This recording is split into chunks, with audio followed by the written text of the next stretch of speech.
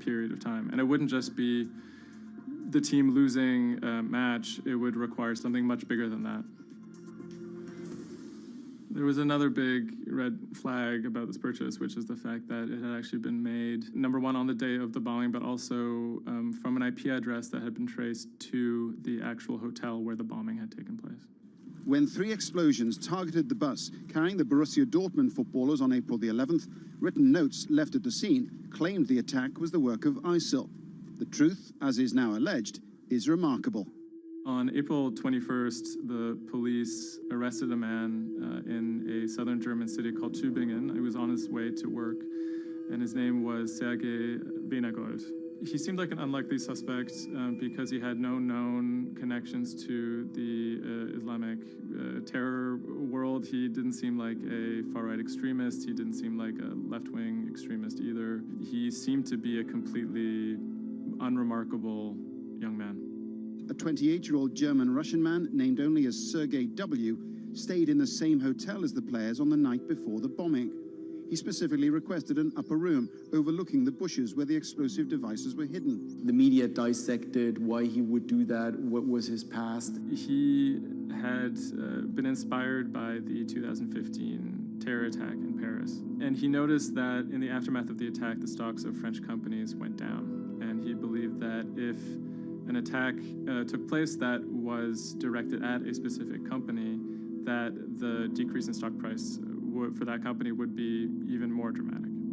It never occurred to anyone that someone would do that out of greed. We now know that the suspect bought 3 different derivatives on the Borussia Dortmund shares. With all these derivatives, he bet on falling shares. The suspect bought the majority of these financial products on the 11th of April, the day of the attack. If the plot had been completely successful and the stock had reached a value of 0, Venergold would have made up to 570,000 euros, or the equivalent of about $608,000. Ultimately, the plan completely backfired. The attacker, Sergei Venergold, didn't make any money. In fact, he lost money. In court, he would be extremely quiet. He usually kept his hands clasped together. One of the lawyers actually commented that he had never seen a defendant act so calmly. Venergold had served some time in the German military. From that information and from online research, he was able to figure out how to assemble remote detonated bombs that would do what he hoped to do.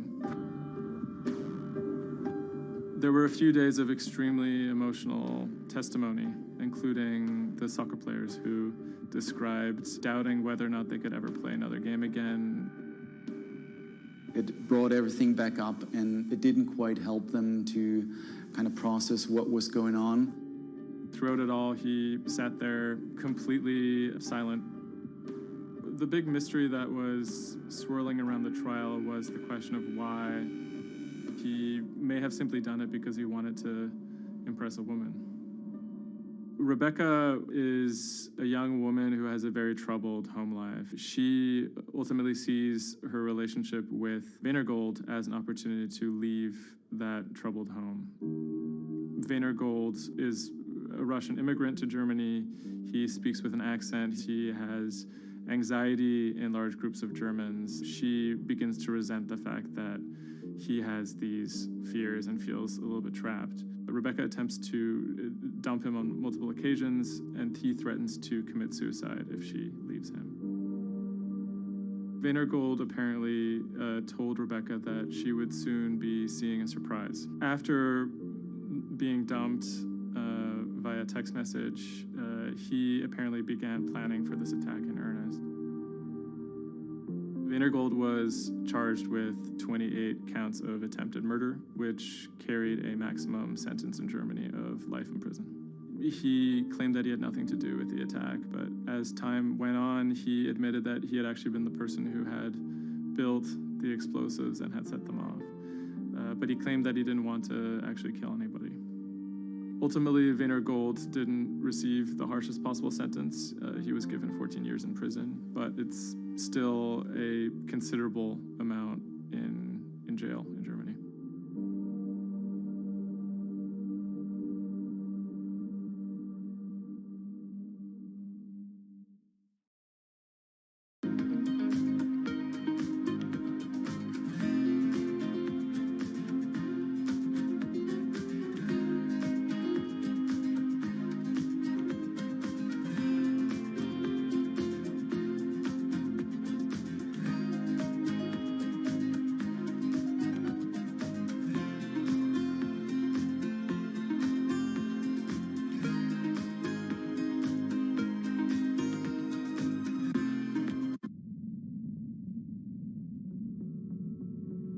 threat of an asteroid hitting Earth is very real.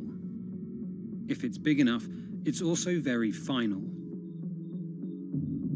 These are very, very infrequent events. The probability is not zero, though. A blinding flash of light streaking across the sky. About 100 tons of space rock falls on Earth every day. Most of it is so small it burns up in our atmosphere or lands unnoticed away from major populations. No human in the past 1,000 years is known to have been killed by a meteorite, and according to NASA, no large object is likely to strike the Earth any time in the next several hundred years. However, one thing is certain: we haven't found them all. There are thousands out there, and we don't know where they are.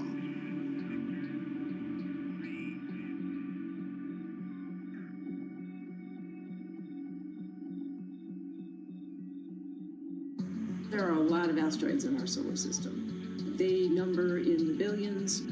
Scientists all over the world are working toward detecting and deflecting the most catastrophic of natural disasters. The race is on to find as many of these objects as we can. We have a way of calculating whether or not an asteroid is potentially dangerous or not. I mean, I think it's something worth investing in.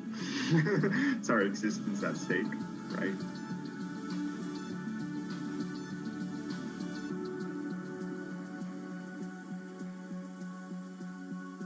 Amy, let's get this one out of the way. It's probably the question you get asked the most, but how scared should we be? Asteroids and comets are a natural hazard that's out there like a lot of other natural hazards. These are very, very infrequent events, these collision events, where an object actually impacts the Earth. The most important thing that we need to know about asteroids is when the next impact is going to happen and how bad it will be. What we know is that an object that's about, say, a kilometer across is capable of causing very, very wide devastation across the planet, really, truly global devastation. The object that wiped out the dinosaurs was somewhere in the neighborhood of 5 to 10 kilometers across, so even bigger than that. At a kilometer, it's still going to be very bad and it will have global effects. For objects that are capable of causing what I would call sort of regional damage, kind of a large major metropolitan area, a city and its surrounding environment, sort of around 100-ish meters. It depends on the details of the composition and so forth. By the 1980s, NASA was cataloguing near-Earth objects. In 1994, stargazers watched as comet Shoemaker-Levy 9 hit Jupiter. The resulting zone of chaos was estimated to be as large as the Earth, and the event became a turning point in the search for asteroids and comets in our solar system. In 1998, Congress tasked NASA with finding 90% of asteroids and comets 1 kilometer wide or larger. Soon after, Hollywood blockbusters Armageddon and Deep Impact brought attention and fear to the masses.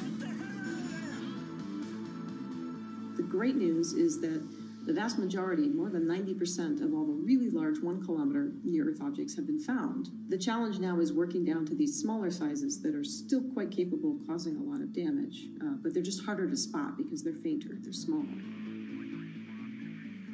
Can you give us a sense of how many are out there in our solar system? We know that there are a lot of asteroids in our solar system. They number in the billions. Most of them, however, are between Mars and Jupiter in what we call the main asteroid belt.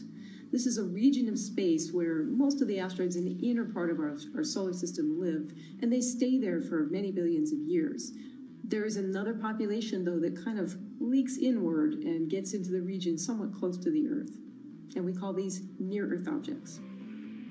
We think that there are millions and millions of near-Earth objects that are out there in the total population. As of today, we know of sort of around 20, 25,000, something like that. When we first spot an object, we really know very little about it. We just see something moving across the sky. So all you get is just sort of a handful of snapshots, just enough to be able to tell that this isn't an asteroid that we've already seen before. And then once we can calculate the distance to it, we can now start to make predictions about its true size. Is it large or is it small? So we have a lot of information that we have to get pretty quickly to really understand what's going on. Finding asteroids is just one piece of the puzzle. Planetary scientists are extremely skilled in determining the orbits and speeds of asteroids based on relatively small amounts of data. NASA runs simulations of the trajectories asteroids could take, which is useful but time-consuming. A team of scientists in the Netherlands have found a way that could buy us more time. Our method is very quick.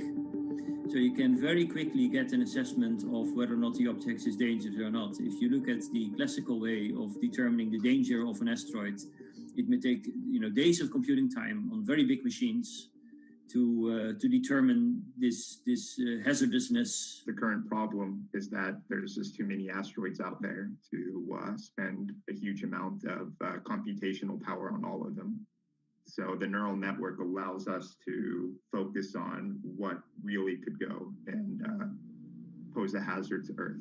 A neural network is a computing system that mimics the way the human brain operates to find underlying relationships in a set of data. By training the network in this way, you train it in recognizing those objects that are most likely to hit the planet. And once it's trained, you can apply this network to all the unknown asteroids. And then you can make a selection and saying, hey, these are the ones which appear to be having orbits similar to the ones which we know are hitting the planet. That doesn't mean that they do, but it only means that they look very similar to the ones we know they do. What else did you find? Should we be particularly concerned about anything? One thing that we did find is that our neural network was able to go and identify a handful of asteroids which weren't considered potentially hazardous, that when we went and integrated them forward in time, they came quite close to Earth. We find a handful which were not detected before or not considered being dangerous before, and we think they are potentially dangerous. It's very hard to simulate kind of going forward in time an asteroid that's going to hit Earth because, well, the Earth is really small. And space is really big, and then you have to have very exact parameters to shoot an asteroid that goes and hits exactly Earth. And then Simon had the ingenious idea of not even trying to do that and just launching the asteroids from Earth's surface and integrating backwards in time. It's very hard to make it hit. So you need a lot of calculations which all end up in nothing. And the idea was then well, let's not do that. This is basically what NASA is doing. NASA is taking an asteroid, making multiple copies of them, shooting them all forwards in time, calculating their orbits, and then see what fraction sort of gets close to Earth. Not even hitting Earth, but getting close to Earth. And that they call it a potential impactor. So you calculate the solar system forwards in time for, let's say, 1,000 years. And then you launch asteroids from the surface as if you go forwards in time, would fall on the surface.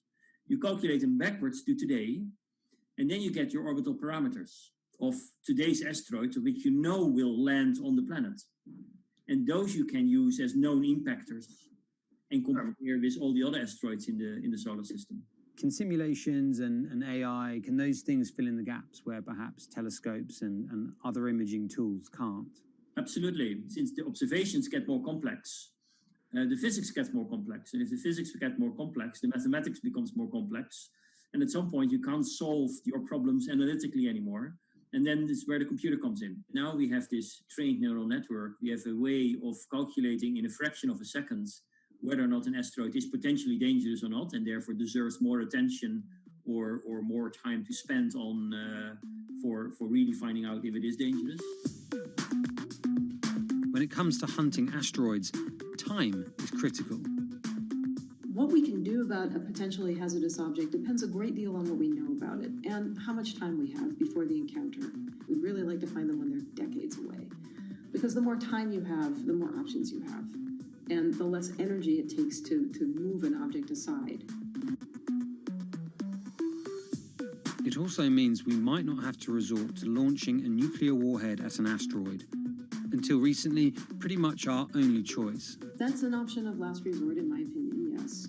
We have lots of options available. You can just simply bump into the object and just nudge it out of the way. That's one possibility, and that's kind of, in a way, sort of the simplest thing to think about, just nudging it off its path a little bit with, a massive object, a spacecraft, let's say. It's just kind of like bowling, if you will.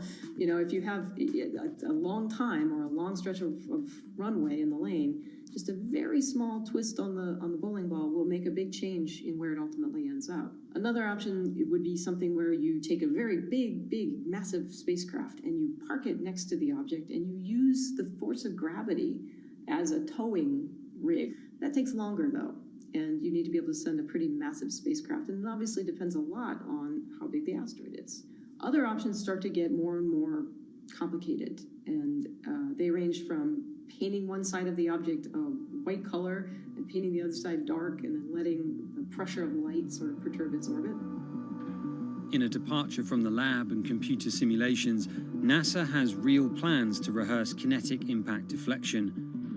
In 2021, the agency will launch DART, the Double Asteroid Redirection Test mission, which will intercept a 160-meter asteroid in 2022. Better to practice now before we have to deal with an actual threat. In the meantime, discovering asteroids is our best bet.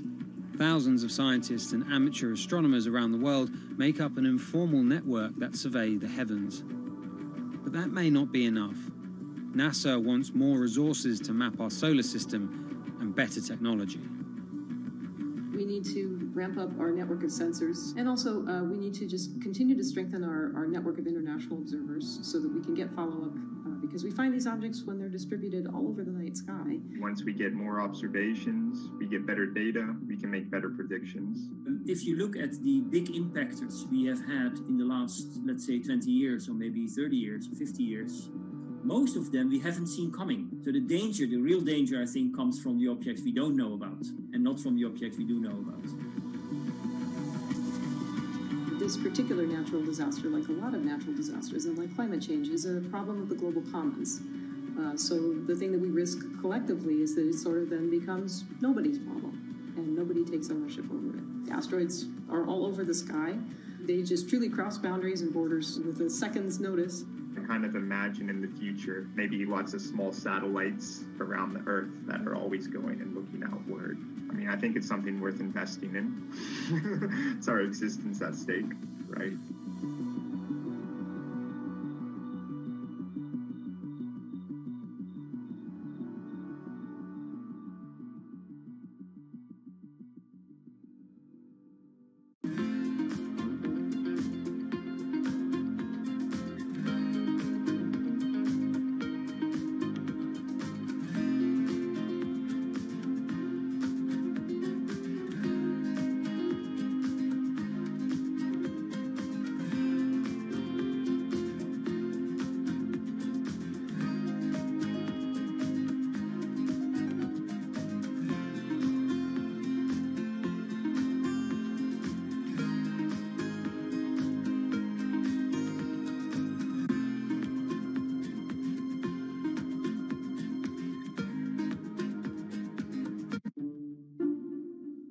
The pandemic has affected everyone in different ways. Some pass the time by baking. Homemade sourdough bread. Do I need to say more? Some chose to binge watch Netflix. It's your game. Or maybe you started a garden oasis in your backyard. Next, I'm going to put my lettuces in. But for millions of others, I'm going to be posting stocks that will boom. They wanted to uproot the financial industry. Let's just lock it on up and take $15,000. Here's a stock that can change your life. I see a stock going up and I buy it, and I just watch it until it stops going up, and then I sell it. I have gained over $3 million.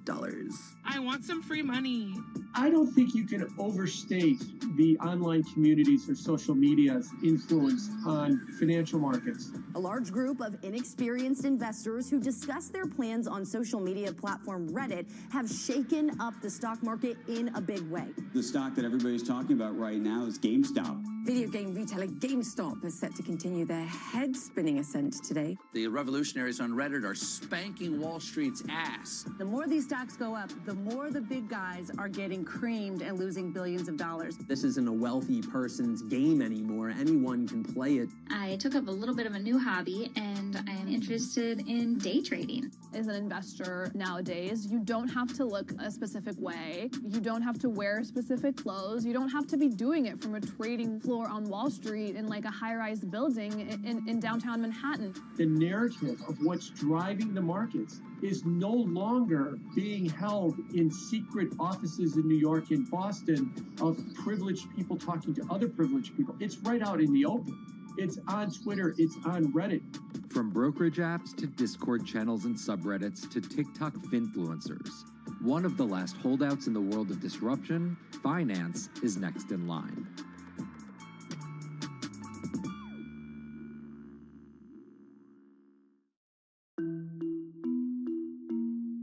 Investing should be as ubiquitous as shopping online.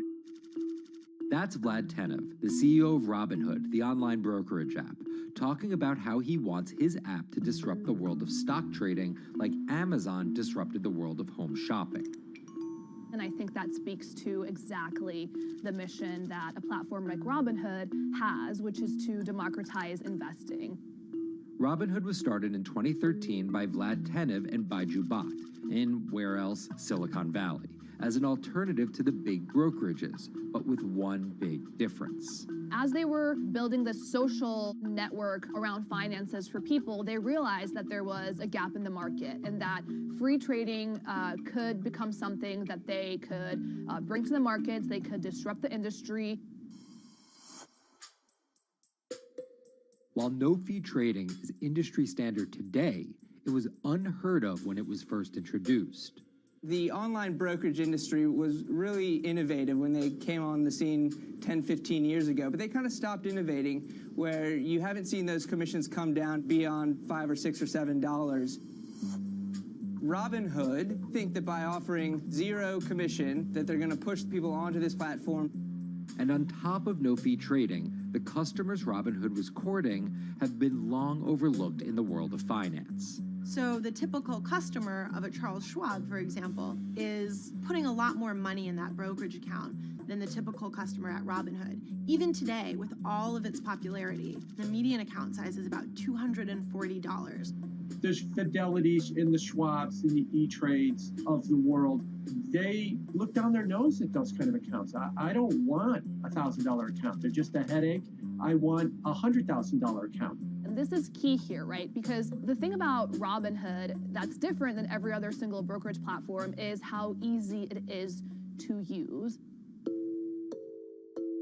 The design of the Robinhood app really has in mind a user who might be coming at this absolutely cold. The fonts are very well sized, the shapes, the colors, all of that is something that the founders of Robinhood paid really close attention to.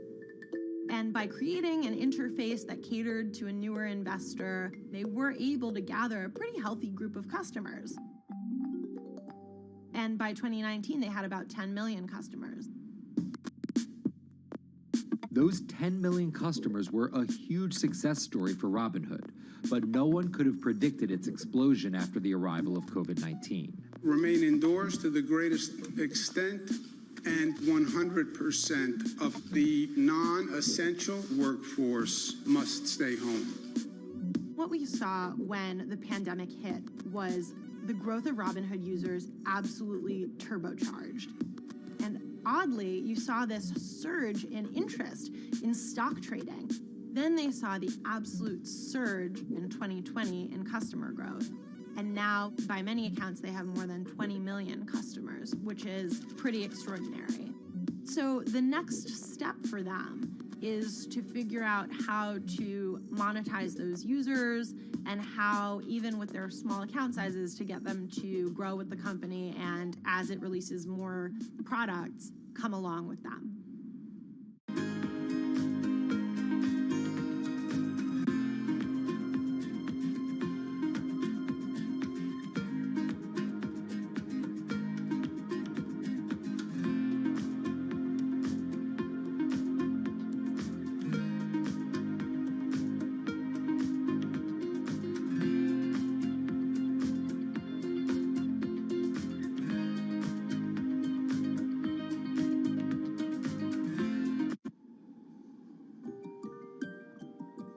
Robinhood would become one of the COVID economy's breakout successes. Robinhood traders, as they're called, became the shorthand explanation for the frenzy of often speculative retail investing after the pandemic lockdowns. Kids wake up in the morning, they go on Robinhood. They're, in the shower, they check Robinhood. Kids are learning how the stock market works at 18 while they're at school, checking their phones in between classes because notifications pop up telling them what their stocks are doing that day.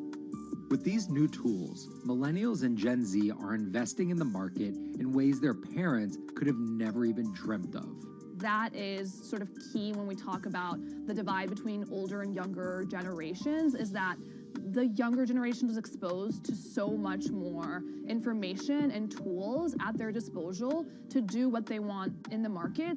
The older generations, you never had the technology or the cost structure that you could play the markets like you can today. So you were stuck with giving your money to a professional investor and paying them a fee to do it.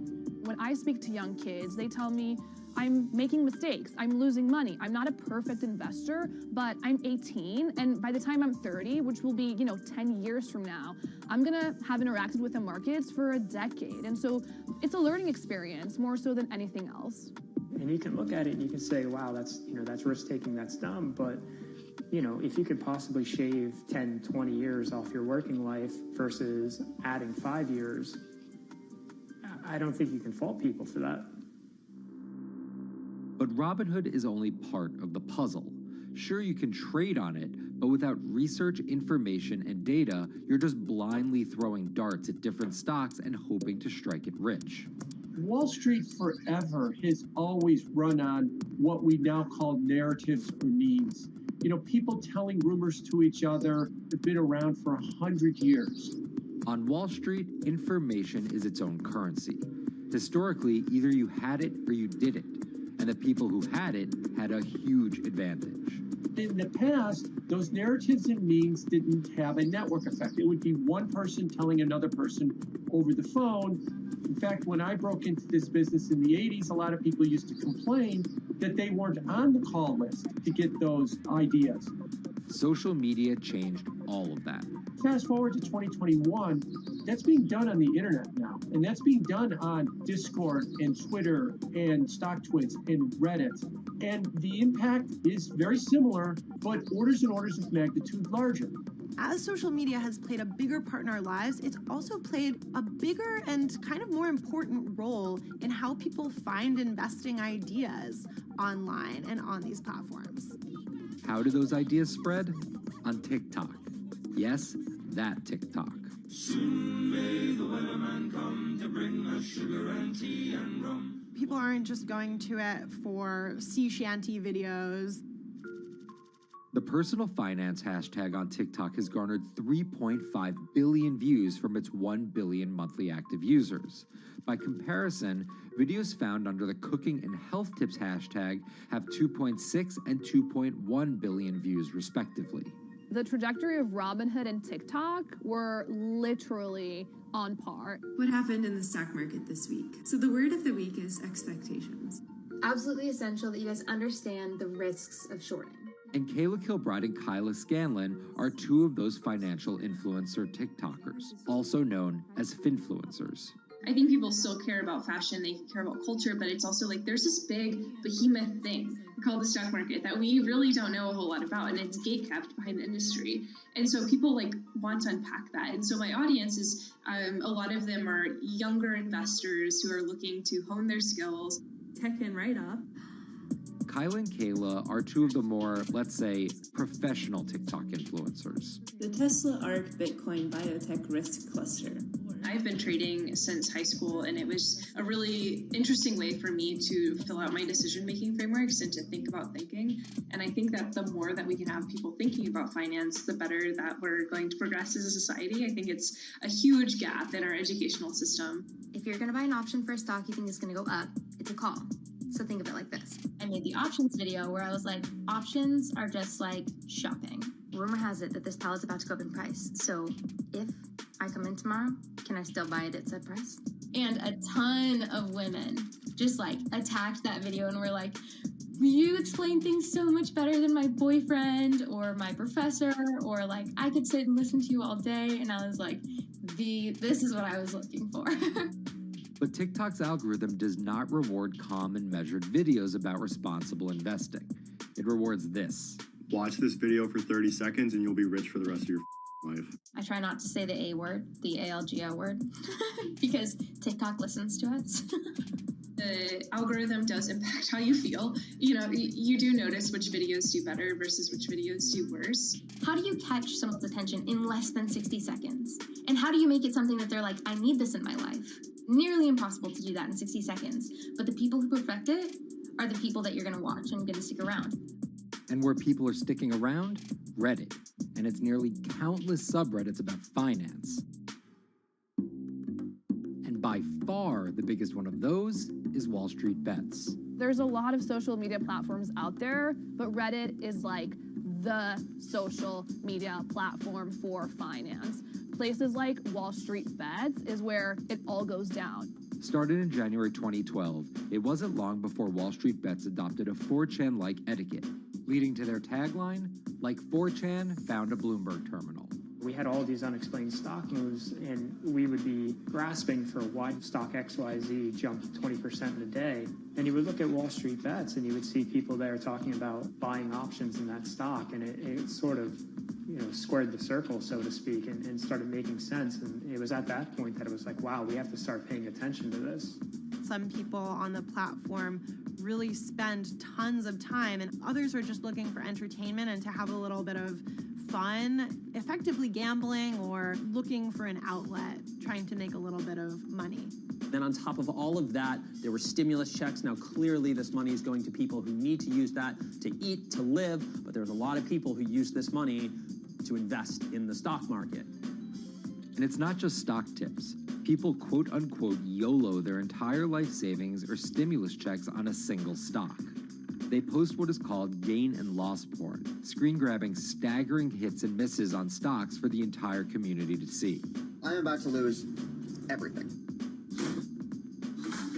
And while some of the people on Wall Street Bets are novice investors, the community contains multitudes. In one respect, what it did show us among these network groups is they are very sophisticated. They're not a bunch of ignorant people talking to other ignorant people. And this is where the pieces of the puzzle all come together to wreak havoc on Wall Street for a solid week in early 2021. It's pretty clear that the combination of more people having retail brokerage accounts and trading apps and more people being stuck at home looking for some kind of entertainment and some kind of community online came together in this very singular way. What came together is GameStop. Let's go back to the beginnings of what happened with GameStop a couple of years ago. On the boards like Reddit and StockTwits, a lot of people were talking about GameStop as being attractive value. Some of them are even, Wall Street alums who left the industry and now still have access to tools that they can use to improve their financial well-being and make very good decisions. And I think Roaring Kitty is a perfect example of that. GameStop is one of the most compelling asymmetric opportunities in the market today. Really, I don't understand how you could disagree with that. At the same time that this crowd was talking it up, the hedge fund institutional crowd didn't like this stock at all, and it had the largest short interest of any stock in the New York Stock Exchange going into late 2020. Short selling is a bet that a stock price will fall, and it's a fairly simple concept. An investor borrows a stock and then sells it. The investor is betting on buying the stock back later for a lower price before returning it to the original owner, pocketing the price difference. What a short seller would tell you is that they almost act as a policeman in financial markets, or they're at least looking for companies that aren't what they say they are. And that can range anywhere from an outright fraud that some short sellers try to expose to just a company that's not worth as much as investors think it is. The problem is, if the stock price rises, the short seller has to come up with the money to buy the stock back. And the more it rises, the more it costs.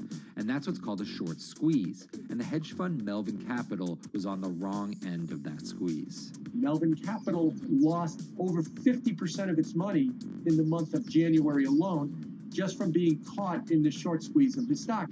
This is where the disruption comes in. One of the most wild stories you're ever going to see. GameStop shares absolutely going nuts. In less than a year, the company's stock has jumped from less than $3 a share to almost $350. Cheers, everybody! Roaring Kitty has turned $50,000 or so investment into some $14 million. Whoa! Investors all over social media use the free trading app Robinhood to wreak havoc on Wall Street. They're actually piling on into some of these stocks to really hurt the professional short sellers. And they all used Reddit, Twitter, TikTok, and Discord to tell one another to keep buying and, quote, hold the line and not sell GameStop. People are getting cheerleaded for jumping in, buying at the highs. They're saying, keep going. And it was working too, until Thursday morning, the trading app Robinhood sent out this tweet. In light of current market volatility, we are restricting transactions, including GameStop. People were really angry. Robinhood was supposed to allow the regular people to play the same game these big boys are playing. But instead, we were all taken for schmucks, and they screwed us. Shares of GameStop are jumping again now that retail investors are being allowed to buy shares of the stock. But what we learned is that when people organize online, they have the ability to disrupt the market. And it was a big sign. The ivory walls of the institution aren't as powerful as maybe the institutions thought them to be. I don't know if pumping up GameStop was the best use of billions of dollars, but I think that as a signal to society, it was pretty interesting and powerful. the GameStop saga was so impactful that both Vlad Tenev and Roaring Kitty were called in to testify before Congress to clarify each of their roles in the saga. One thing that's emerged from the congressional hearings is that they're interested in how retail brokerages make money and whether they're keeping the best interest of their customers in mind, but it's pretty fuzzy as far as what they would actually do as a result.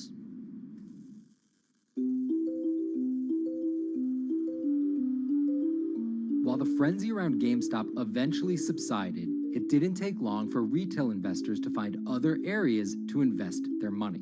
Take a look at Bitcoin going bananas over the weekend. Bitcoin forms a brand new all-time high. It was after GameStop started to drop that we saw Bitcoin really go up to over 60,000. How much further does this rally have to run? It's compelling to say that money shifted from one venue to the other. While correlation doesn't equal causation, there's a chart out there showing an inverse correlation on meme stocks going down and cryptocurrencies going up. There's definitely an aspect where people are making money on stocks and then moving, they're agnostic, they're not hedge funds. They can invest wherever the hell they want. It's a classic sort of momentum trade. They're going to wherever the winners are and they're willing to jump on and, ride it. So whether it's meme stocks like GameStop, meme coins like Dogecoin, or entirely new ways to invest in art like NFTs, the new kind of retail investor is making its presence known. Over the next 10, maybe 15 years, you're going to continue to see, whether by choice or by force, that baton go from older generations to younger generations. I don't think any single app is going to be the thing that disrupts. I think people are the disruptors. How people get ideas about what to invest in has become increasingly entwined with social media. And as social media companies govern more and more of our lives, the fact that now they're tied in more intimately to people's wallets is something that we might want to understand better.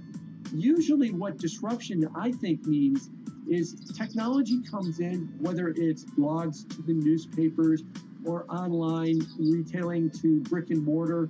They come in and they're in the same business, but they just do it in such a gigantic cost savings that it causes everybody to switch.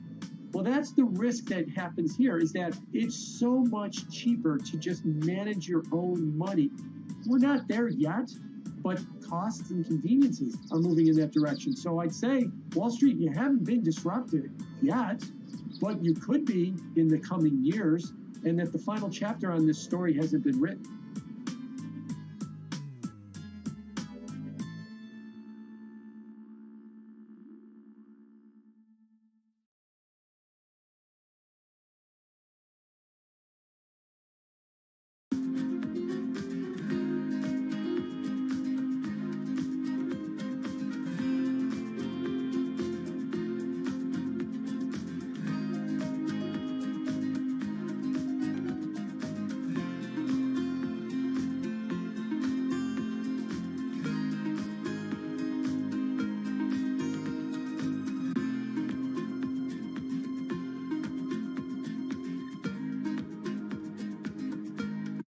Meet Bloomberg's own David Nicholson. Now, his happy place is out in the field, on the open road. But like the rest of the world lately, he's been working from home a lot more than he's used to. COVID-19 has prompted a massive urban exodus as professionals of every ilk yearn for more space to live and work. As a result, rural areas have exploded, and they're poised to experience a resurgence as more and more families pack up and leave the big city to try out life in the burbs. But there's one problem with that. Not all internet speeds are created equal. Anyone who might need to upload or download large files for a living may not want to pack up and move to that cabin in the woods just yet. Now, David's house isn't a cabin, but it is in the woods, and inexplicably, his internet is workable. My internet is okay. I pay a lot for it. It's around $140 a month. The download speed's great, and the upload speed is terrible, which is really bad for my work because I have to upload these massive files. But I'm definitely one of the more lucky ones in this community. Just a few miles down the road, my buddy has awful internet. It's usually under 2 down and under 0.2 up, so it's often unusable. Some days it's around 1, and other times it'll drop down to about 0.2, 0.3. I just want to be able to have internet at my house without having to go outside the normal ways of acquiring internet. It's really frustrating. We're literally a few miles away from downtown, and it just cuts off. This is a problem, and the solutions are not there yet, because getting high-speed internet in rural areas en masse is something our providers may simply not be ready for.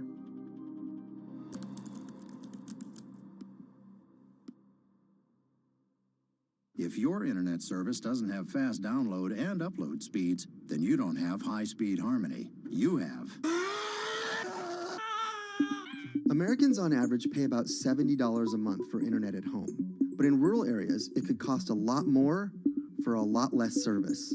So the pricing for a fixed wireless provider here can be something between $80 and $150 for about 25 megabits per second. However, gigabit service, which is 1,000 megabits per second and symmetrical, is running at about $119 a month or $130 a month. That's John Paul. He co-owns Spiral Fiber, an internet service provider here in Nevada County, California. And for the past 10 years, he's been trying to bring an affordable fiber optic network to town. It all started when he applied to be part of the pilot program for Google's fiber service. Across the country, civic boosters have been going to extremes, chanting, singing, and marching, trying to get the search engine giant to look at their town. The internet these days is crucial to be in the world, to be a part of the world, and to be connected to your community. Google ultimately went with Kansas City, Missouri, which left Paul on a mission to get funding to lay out fiber optic networks for gigabit service. Over the next several years, he would attend conferences and pitch venture capitalists and apply for grants to make his vision come to life. One of the biggest roadblocks to building infrastructure for the internet here in the United States are the existing large providers. They have their land staked out. They would prefer that nobody come in and compete against them. In 2013, we applied for a grant. We went down and met with the commissioners at the California Public Utilities Commission. It was an arduous process to get funded, but we finally did against all odds. We got a $16 million grant, and then we went out to seek venture capital. Then, in March of 2020, the pandemic hit the world. Everybody got locked down, and everybody came home, and everybody started using the internet. And I remember seeing on one of the local fixed wireless providers' websites, they've said, hey, we know you're all staying home, but please don't use too much video, and please don't use too much bandwidth. And I thought, that doesn't work. The U.S. connectivity gap is far greater compared to countries that are considered its peers economically. Some developing nations actually have better internet than rural America, like in Kenya, which has a state-of-the-art fiber optic network fed in from their coastline. The American connectivity gap does largely affect rural areas that are either outside of service coverage or simply prohibitively expensive. This is Rebecca. She and her family moved to Nevada County just a couple miles down the road from David. They took for granted that high-speed internet would just exist in the area, and it's not something they even bothered to check on before buying their house. Turns out, all they got was dial-up. We wanted to move where we had a little more space, room for the kids to run around, just be out in the mountains a little bit more. Having come from a bigger city area where Wi-Fi is pretty readily available, we hadn't really considered that in our purchasing of the house, whether that would be an option or not. When school started, and now that we are remote learning with our children and we're doing everything from home, we didn't have the option to do that at our house. So every day when school would start, we'd have to pack the kids up and we'd go to my in-laws' home. They have a little cabin up in this area that does have Wi-Fi already. Rebecca's situation is the norm in rural America. According to data from the Federal Communications Commission, just 4% of urban Americans lack access to broadband internet. That's compared to almost 40% of people who live in rural areas. But while that was the case, there were also racial and socioeconomic divides in terms of who had that access. In addition to that geographic difference, low-income African American students, Latino students, and first-generation college students were more likely than others to have only one device at home that's shared among multiple siblings and or lack access to that actual connection. For most American towns, there's also a lack of competition, forcing internet prices up. And large providers like AT&T and Comcast aren't incentivized to expand service to these rural communities. This is how Xfinity makes life simple, easy, awesome. So in our area, we have a small imprint of Comcast, but they're not going to go out to the more rural areas. It's just not cost effective for them to do it as a large company. In order to lay fiber cable, you're actually physically digging trenches into the ground. And for internet service providers, they're primarily focused on maximizing their profits. And so the fewer customers you have, in any square mile and the more fiber you have to lay, that's just kind of harder to pencil out from a purely economic standpoint. AT&T released a statement on the matter, expressing the need and desire for government assistance to fund fiber optic expansion to areas deemed unprofitable. Comcast released a similar statement encouraging more public-private collaboration on this effort. Federal agencies do offer grants to help communities build broadband networks, but many have argued that there's not enough flexibility on how to use these funds. The COVID-19 relief package passed by Congress in March and signed by President Donald Trump awarded $43.3 million to 51 projects on the East Coast alone. But it also stipulated that these projects needed to be up and running by December 30th. For contractors who plan projects months and years in advance, it's a scramble to rearrange their schedules to meet that deadline. So what we've been asking the federal government to consider is at least have, as long as the projects are getting started, knowing the projects are being put into place to expand both remote learning, working from home, and opportunities like that that are truly driven from COVID. We're moving as fast as we can regardless, but hopefully they'll give us some more time. Talking to John Paul, it's clear that he believes broadband is something that can transform a community and should be considered a public good. One of the first communities to come on in the United States with full-on gigabit service was Chattanooga, Tennessee. Now, they're a bigger city, but they're a city that was economically in a downturn. In the last 15 years, the city of Chattanooga has turned around in an amazing way.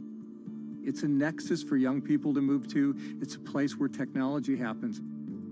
It's not just about logging on to Zoom, to connect with your colleagues who might be in New York City. It's also your ability as a small business, operating in the town of Nevada City or wherever it may be to, quickly upload your payroll documents or something onto the cloud, or to quickly, swipe a customer's credit card. There's just some really basic business functions and mechanics that I think people in big cities really take for granted, and that are just going to be a much bigger challenge for small business owners in rural areas.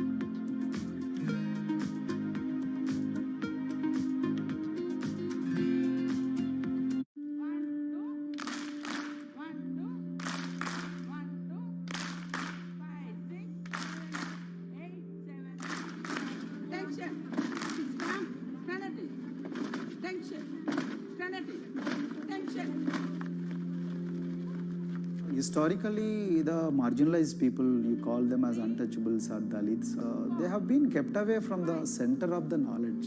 Once you are born into a caste, it is very difficult for you to grow beyond that. You are stuck in that identity.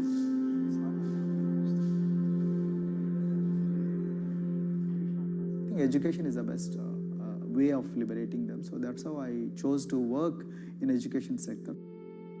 The kind of education that we are giving to the marginalized people is going to change not just the fate of these communities in Telangana, but it is going to be the source of inspiration, source of hope for all the marginalized in this country.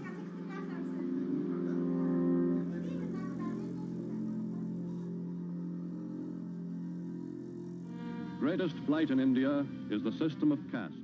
For generations of Indians, the social code known as the caste system has defined how people earn a living and whom they marry.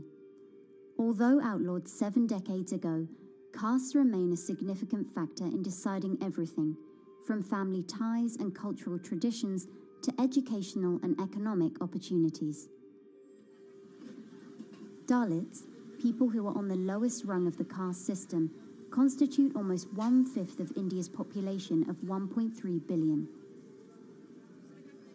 Not able to afford the high tuition of private schools, many are forced to attend government-funded institutions, which in the past have suffered from poor infrastructure, lower education standards, and high student-to-teacher ratios.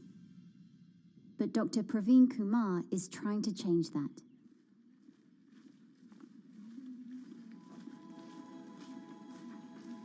I am currently working as head of Telangana Social Welfare Residential Schools. So totally above 400 schools I manage. These are all residential schools for the students who are historically marginalized but talented and then poor. My friend also Of them, 60% are girls and then 40% are boys, because girls are more marginalized among the marginalized. Their voices are always suppressed. My approach to improve the conditions in the schools has been put your eyes and ears on the ground always. Talk to the parents, talk to the teachers, talk to the students, stay in the schools and then understand their problems, their challenges, both in classrooms and then the corridors and the dorms. Then go to the dining halls and see what kind of food they are eating, and then go to their homes and then what kind of food they are getting and what kind of challenges parents have. Very good. 9th class. One of the important changes that I brought in after I took over was to complete the transformation of mother tongue to English medium, because English medium, as I said, English is the language of emancipation. A language that connects you to the whole body of knowledge in the world. So we had to train a lot of teachers. refer to the dictionary also, okay, and find out the new meanings, as well as you're going to describe about. Hey, Ruchita, how are you? Hi, Sindhu. Fine, thank you. And how about you? I'm fine too. It's been a long time. Identity is extremely important. There is a scientific evidence to prove that your sense of identity is extremely crucial to your growth as a successful human being in your life. If you accept an identity which is very humiliating, which reminds you of very painful past, I think that identity will not help you to grow. I'm not saying that you should forget your past. I'm not saying that, but that should not be the bubble in which you must live always.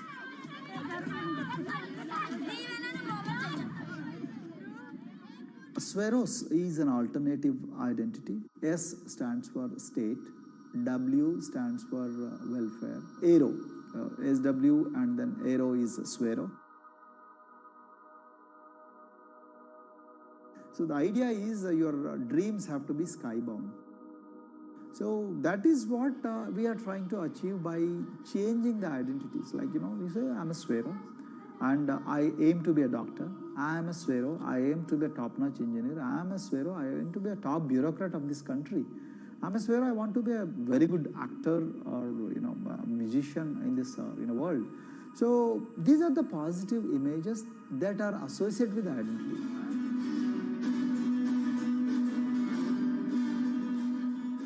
Just to give an example to you, in 2012, in our institution, we used to produce about 6 doctors per year. But because of our, this self-liberating ideology of Sveroism, we have, this year, we have produced about 189 doctors. This is phenomenal for any poorest of the poor people. You know how difficult it is to get into medical colleges in this country. So, but today, because of this ideology, the students have been able to achieve this, feat.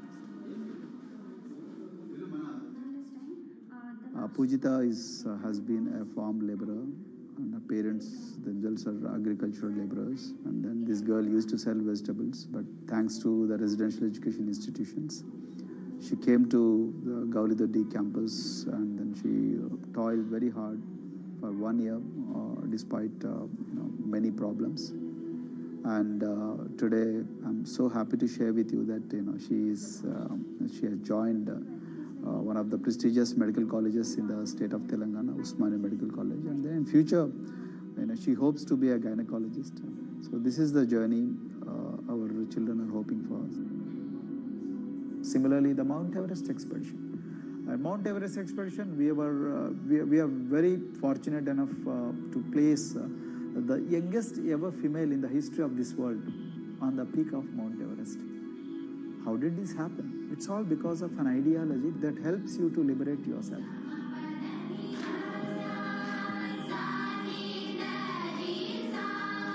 We brought a lot of extracurricular activities, and most of them got institutionalized now. So, for example, music. Similarly, the games. We have so many coaching academy. We have boxing academy, we have wrestling academy, we have handball academy. So we have, kabaddi, the traditional Indian sport. We have golf. We have introduced the golf also. Like golf is generally played by so-called rich people, but today even poorest of the poor people also are being trained in golf in our schools. Wow. So our intention has been to give all 360 degrees, type of opportunities to the students, so that whoever is interested in whatever activity, they can go and then do it. Break the barriers, break the fence, at least mentally, because poor people have been programmed to be victims, programmed to be subjugated, programmed to be on the margins, always, programmed to feel inferior. We wanted to change all that. There are certain games which are exclusive to rich people. There are certain languages which are exclusive to middle class and upper middle class in this country. To put it in one word, the sole aim of introducing all these co-curricular activities is to break the stereotypes which are recklessly imposed on these people. Their stereotypes Dr. Kumar knows all too well. Born a Dalit, his grandparents were labourers and access to the village well was restricted. Dr. Kumar credits his parents' belief in the power of education with helping him realise his aspirations. He went on to join the Indian Police Service, attended Harvard University, and then began pursuing educational reforms back home. I attribute whatever I am today, it's to my mother primarily.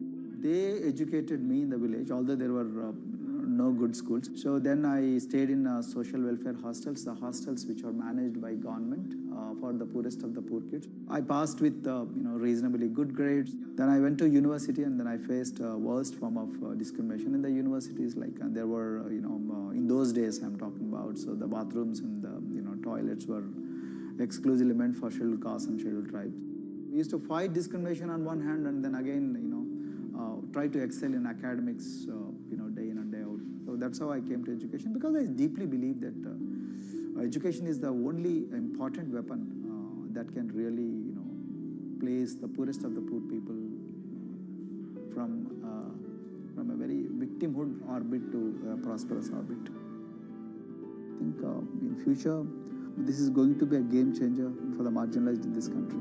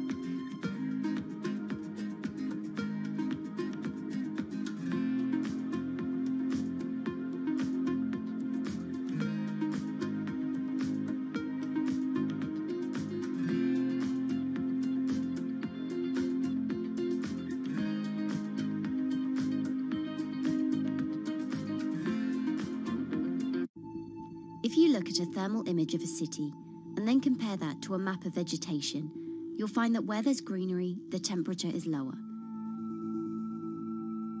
That's because things like asphalt, concrete, and shingled roofs absorb more heat from the sun than trees. This is the urban heat island effect, and it accounts for higher temperatures in cities, often by several degrees compared with their surroundings. It's becoming a huge risk to human health as growing urban populations exacerbate the heating effects of climate change. Heat waves kill more people than any other extreme weather event, more than tornadoes, hurricanes, and even floods. That's why urban heat island mitigation strategies are being studied in Singapore by a group of researchers. The government-backed project called Cooling Singapore is now in the process of combining everything they've learned to create a digital tool that can help cities all over the world, starting with Singapore.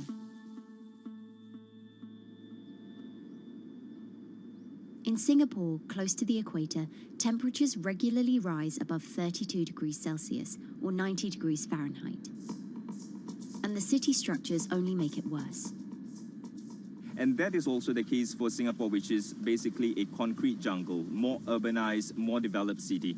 And even in Singapore, what you have is a situation whereby there's a temperature difference of 7 degrees Celsius between the more urbanized and the more rural areas.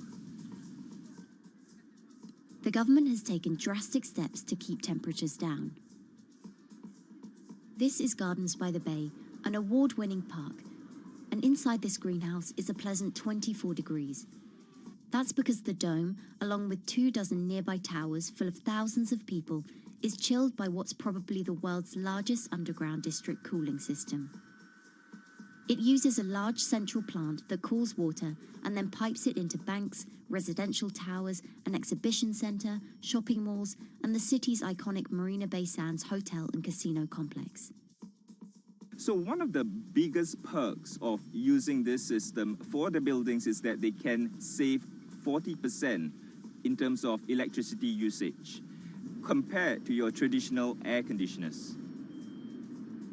And with Singapore relying on natural gas for most of its power, this new system means emission savings equivalent to removing 10,000 cars from the city's roads. That has big implications for the rest of the world. If things stay as they are, more than a third of the world's electricity could end up being used to cool buildings and vehicles by 2050. As the world gets hotter, gets warmer, there is a greater need for air conditioning and as well as refrigerators, for instance. And the more people are buying these household appliances, the more energy usage they use, and they release heat more, and that then exacerbates climate change. It's a vicious circle. And so since 2017, researchers at Cooling Singapore have been identifying design solutions that reduce our need for so much cool air in the first place. One thing many cities have in common, and that's the importance of vegetation. That's a very important measure to mitigate the urban heat because of the shading effect, of course, and the psychological effects of the vegetation, and also because of the possible evaporative cooling effect of the vegetation. Vegetation can be, of course, on the ground floor in form of trees and shrubs, and you can walk under them. This is the so-called canopy layer that the vegetation forms above us. But vegetation can also go up the facades of buildings, and it can go to the roof of the buildings. Luckily, Singapore has been striving for the garden city feel for quite some time. It was a vision initially introduced by then Prime Minister Lee Kuan Yew in 1967 to make life more pleasant for people. And today, Singapore is one of the world's greenest cities in terms of urban vegetation. Kampung Admiralty, a community centre that contains health facilities and social spaces, now provides more green space than the plot of land it was originally built on. It's topped by a roofscape of staggered terraces covered in local plants, which functions as a community park, and a village green in the centre that contains farm plots for residents to tend to. Park Royal on Pickering was designed as a hotel in a garden that doubled the green growing potential of its site. There's now 15,000 metres of sky gardens, reflecting pools, waterfalls, planter terraces and green walls. And the government has big plans as well. Singapore actually has a plan to plant 1 million trees and add more green spaces over the next 10 years. It is actually a mix of wanting to reduce the urban heat island effect, but on the other hand is also to get the people to be more connected to nature. But it's not enough. The city-state has still been warming twice as quickly as the world average over the past 6 decades. That's why Cooling Singapore has developed a catalogue of other potential heat mitigation measures. When you try to mitigate the urban heat island effect in a city or in any building, in a village as well, the first place to start is by shading of the windows. You have to keep areas clear so that the wind can move through it. Water of a certain depth can act as a very good thermal buffer. If you have to construct heavy buildings such as high-rises, at least you can make the surface, the facade, less heavy, and you can protect it from direct sun penetration. We have to make sure that no combustion engines will be in the city in the middle, in the medium to long-term range. So ideally, the electricity production is outside of the city, and you bring just the clean electricity into the city. You can at least minimize the use of energy in the city, and you can start to slowly convert the roofs, the facades of the city into production areas for renewable energy. In Singapore, unfortunately, this is a limited option, but in the long run, it could produce up to 20-25% of the energy, of the electricity needed in Singapore if all the roofs and the areas in the buildings, on the facades would be used to do that. With so many different ideas, Cooling Singapore is also designing a virtual model of the city to test them out.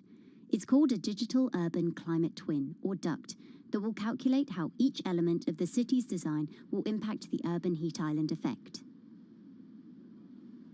That means we model not only the geometry of the buildings digitally, but also we model the transportation, the insulation, the temperature, the radiation coming from the sun, the weather, the local climate, the even very, very microclimate of the city, the water, the movement of people in the city.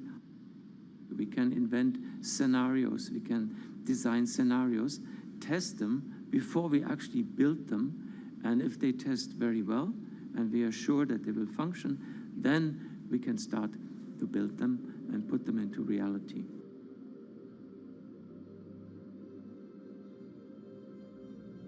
Singapore will be using this new tool to figure out which actions it should take next.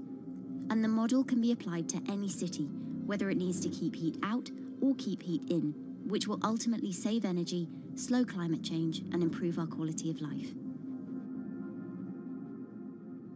So this is something that Singapore will be able to export, maybe even together with its city development systems that it already has. Singapore is one of the very few cities in the world that really combine this scientific approach with a very well-established urban redesign and urban design approach. Through its agencies and the combination of its agencies, it has achieved a lot in the past. If it keeps following the scientific path and the combination with the other knowledge in the city already, we think that it will be a very comfortable and very livable city in the future, even more than today.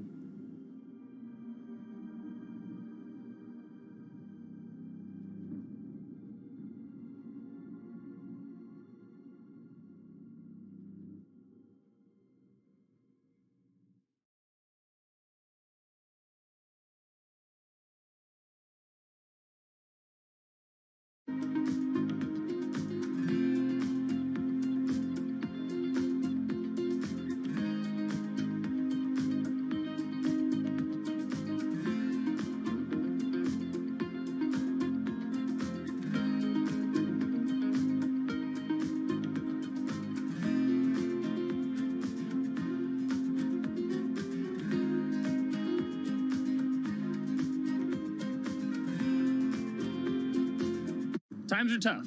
Jobs are scarce. It's risky to be outside and around others. Seems like there's very few ways to make extra money during a pandemic. So I guess I'll just hunker down and binge social media until this all blows over. Wait, don't these people make money? How do these people make money?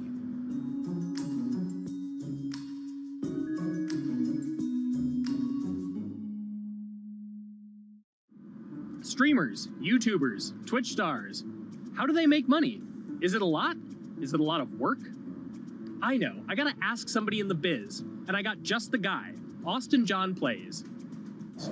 This is your full-time job now, right? As of November of last year, yes. This was always just kind of like a side thing. Like, any money that I made from doing my videos and whatever else, I never touched that because I didn't really think of that as being like real money. And then it started coming in more and more. And then it was like I hit my first day that I broke $1,000 and I was like, this is actually going to be money. How did the YouTube channel come to be? When the game Pokemon Sun and Moon came out for the 3DS, there was like things that I learned about the game, and then I wanted to just share that information with people. And at the time, I didn't have any way to capture a screen or anything, so I found like generic footage and I kind of put it all together with so much editing. And that video got 6 views. And then 2 days later, I made another one, and that one got 12 views. And then I just started pumping out more and more content, and people were like, this guy knows what he's talking about. It really just started building on top of itself, and then it was like, my channel really focuses on tips and tricks. So I play a straight 18 hours, and I'll finish the game or get to about the 40-hour mark, and then I'll make my first video. While I'm going through, I have a giant notepad and just scribbles everywhere, and I make these notes of like the things that stumped me, so I know the things that may stump other people. What do you need to think about if you're building your YouTube channel? 1, you need to do something that you're passionate about.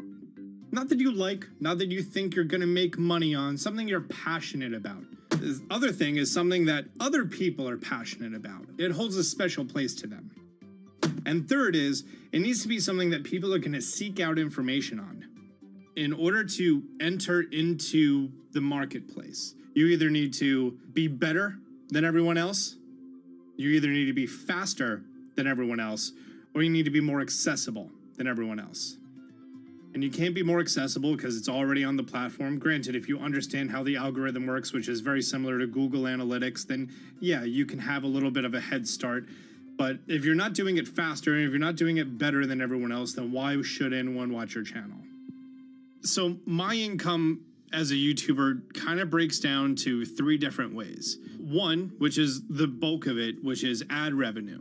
Whenever you go and you watch a video and then there's an ad and then you wait 5 seconds and you hit the bottom right corner and then you go on to the next video, or a non-skippable ad, or the video starts immediately, you get the little banner ad at the bottom, or if you scroll down from the video, the first thing that shows there is an ad. Those are the 4 different types of ads that can appear on every single YouTube video. And all of them pay a certain amount. It varies on lots of things, like the country of the person who posts it, the country of the person who watches it, the time of year, where you are in the quarter, if there's anything going on with a reduction in ad revenue. Like, great example, COVID-19, companies weren't spending as much on advertising. So because of that, CPM went down. CPM stands for click per thousand. I'm using the Roman numeral for 1,000. And that means that for every 1,000 views, you get a certain amount of money. Now, on low ads, when I first started off, my CPM was 30 cents. So every 1,000 views, I made 30 cents. But then once I signed with an MCN and I started making more quality content and more engaging content, some of my better videos and certain times of the year, I can see CPMs as high as $12 to $14. And there's a big fluctuation between, you know, if I post a video when there's no ads being spent, like January and February, that's the reason a lot of your favorite YouTubers and also TV shows don't post new videos in that time of year because ad rates are down. Why are they going to make content then? Instead, you're recording and you're bulking up for when ad revenue is higher. The second way that a YouTuber makes income is support, crowdfunding, things like that.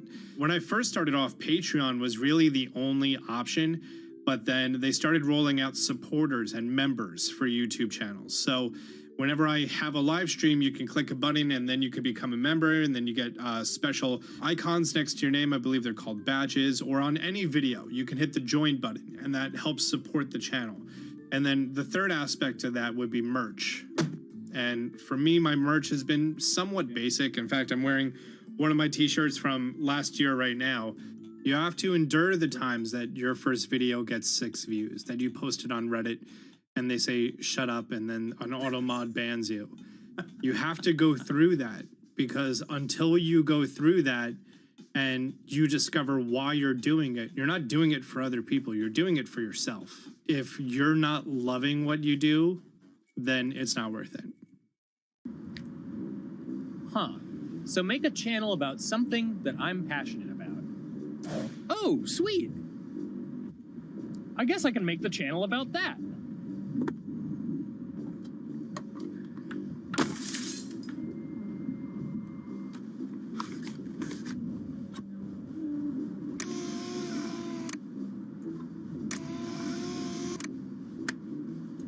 Now, how do I grow an audience? How do I get popular? It's all about diversification, right? You have to have a massive Twitter following. You have to have a massive Instagram following. You have to have a massive YouTube following. Of course, you have to be on Twitch, which is the key platform. But basically, any way you can get in front of your audience, you can engage with your audience, is going to drive those clicks, which ultimately drives the advertiser revenue that you get back from all of these platforms. It's me and Dan playing video games and talking in a funny manner over them. They're not just people who are good at games, they're actually people who are good at online engagement, online entertainment, first and foremost. You have the right to remain stylish. Anything you wear can and will be used against you in the court of fashion. The streamer is either very, very talented at the game. The best player in the game is generally going to draw a crowd because people like watching people who are very good. On the other hand, they're either very, very good or funny, charismatic, whatever it is on that side. Oh, no. You know, it becomes more of a show where they talk about other things outside of the gaming world, and gaming becomes really just a backdrop and an excuse to engage with that audience. There were those weird, like, Ronald McDonald, like, straight to VHS movies. You remember those? I'm personable, I'm chatty. I would kind of, you know, when boring things were happening in the game, I would ramble on about, you know, movies I'd watched or books I'd read and, you know, or conversations I'd had and stuff like that. And so I think being personable was a big part of that. It's not just getting on and playing games. It's getting on and being an entertainer. You are putting on a show. All right, now let me go ahead and grab the samurai sword that every gym has. Okay, he's dead. To have a larger audience and to have that audience, I think, stay with you, you have to bring something extra. You know, you have to find your niche. You have to find what works and what connects with the audience and what makes them laugh and what makes them keep coming back. You gotta make it a little more exciting, all right? Throw in a hanging bishop. Have everybody in suspense for a moment. I think the real most important thing is to just get used to being on camera. Like in any sort of performance thing, is get used to talking on camera.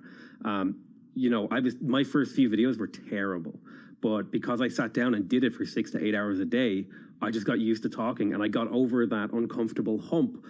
If you go into Twitch purely with the expectation that you're going to make money, make a job out of it, have all this growth, and it's going to be great, you're probably going to burn out prior to getting to that point because there's very little payoff for a long time, right? Like multiple years generally before you really start to see a payoff. And so, you know, those first few times you're streaming, nobody is there. One person shows up every 30 minutes, says hi, maybe, and leaves, right? Like, it's very discouraging, I think, for a lot of people. And so you have to be there just loving it. You have to love talking to yourself when nobody is around. You have to love just the game that you're playing, all of that stuff, because it takes a while, and I think a majority of people burn out prior to getting to the like profitable point of it. And there you have it. My very own YouTube, Twitch, Discord, and streaming channels all ready to go live. It's a veritable social media ecosystem just on the verge of thriving. So, don't forget to smash like and subscribe, and visit my Patreon for perks. Also, go to my merch page. And one last thing, stay cool, my friends.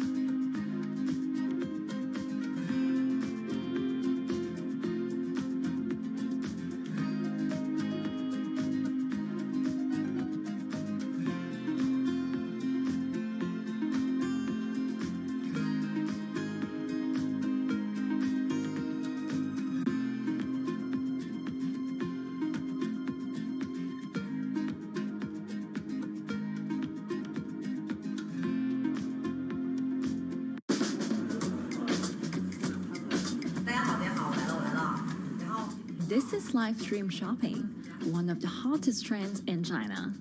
Every night, tens of millions of people watch live shows hosted by influencers like Via and buy the products they recommend. On e-commerce and social apps like Taobao and Douyin, the sister app of TikTok. 我觉得已经改变了大家的购物的方式。其实各种各样的产品，哪怕你不买，你也可以来看。当然，你看了，你就有可能会买。It's not about, only shopping. It's about the experience. It's about having fun. You got to see 3D. You got to see in some kind of action. It's almost like a theater act. The internet craze has taken over China. By the end of 2020, the country had almost 400 million live stream shopping users. China's live stream e-commerce market has also grown dramatically, with an estimated value of $161 billion in 2020. It's becoming popular outside China as well. So, is live streaming the future of shopping?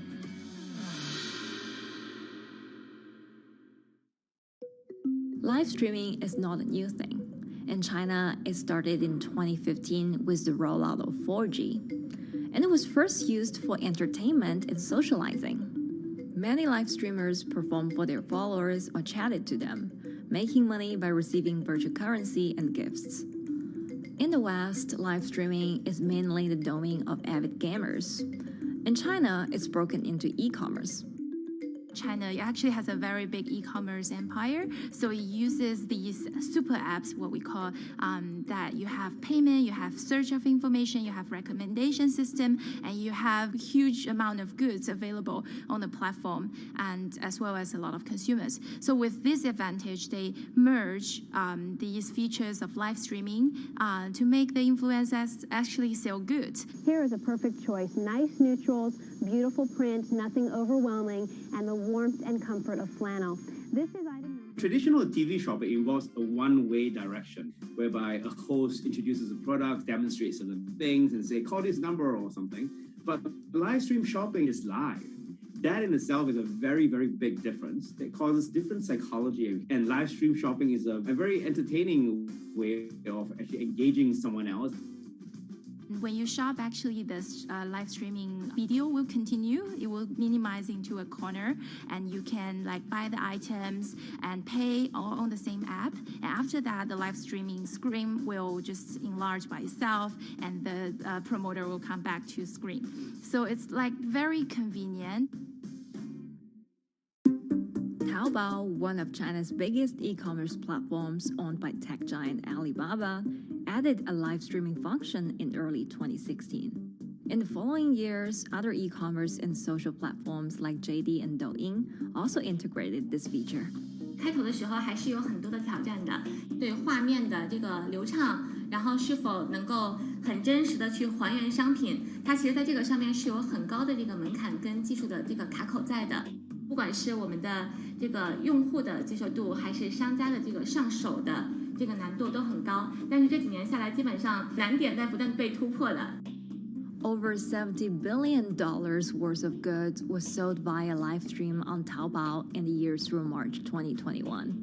Latest surveys show that over 60% of live stream users in China were watching shopping shows, and over 65% of them shopped at least once via live stream.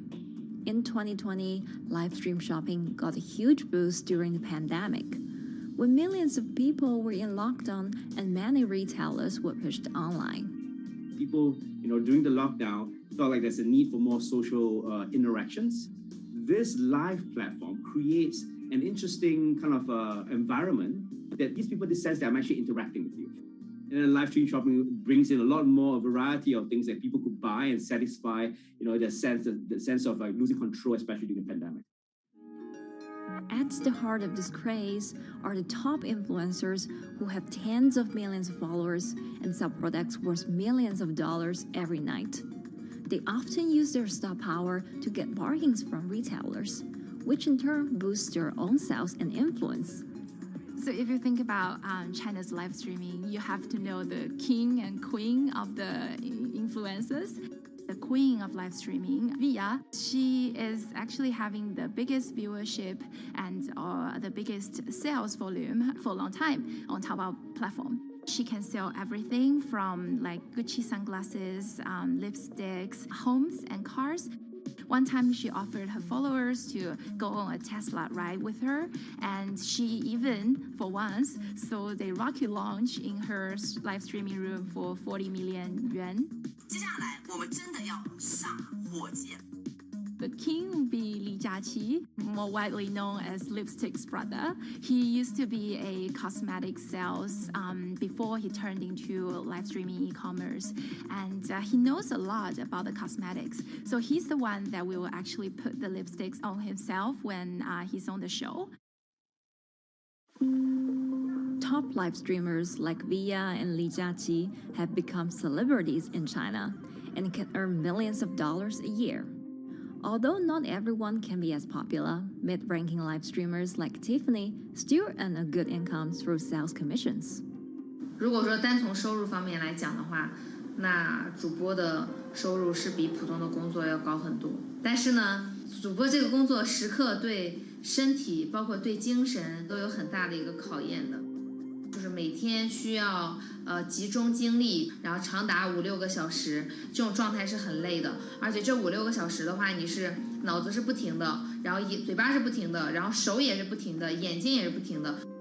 像我们做主播，不是说单一的只做直播一件事情，然后还会有选品的一些工作，然后还会有一些其他的事情排在里面，其实是没有个人生活的。那我觉得增强粉丝影响力的话，不是说某一件事情。可能今天做了什么事情你就增大了影响力，而是每天不断的内容的输出，粉丝不断的可能对你的了解，慢慢的信任你。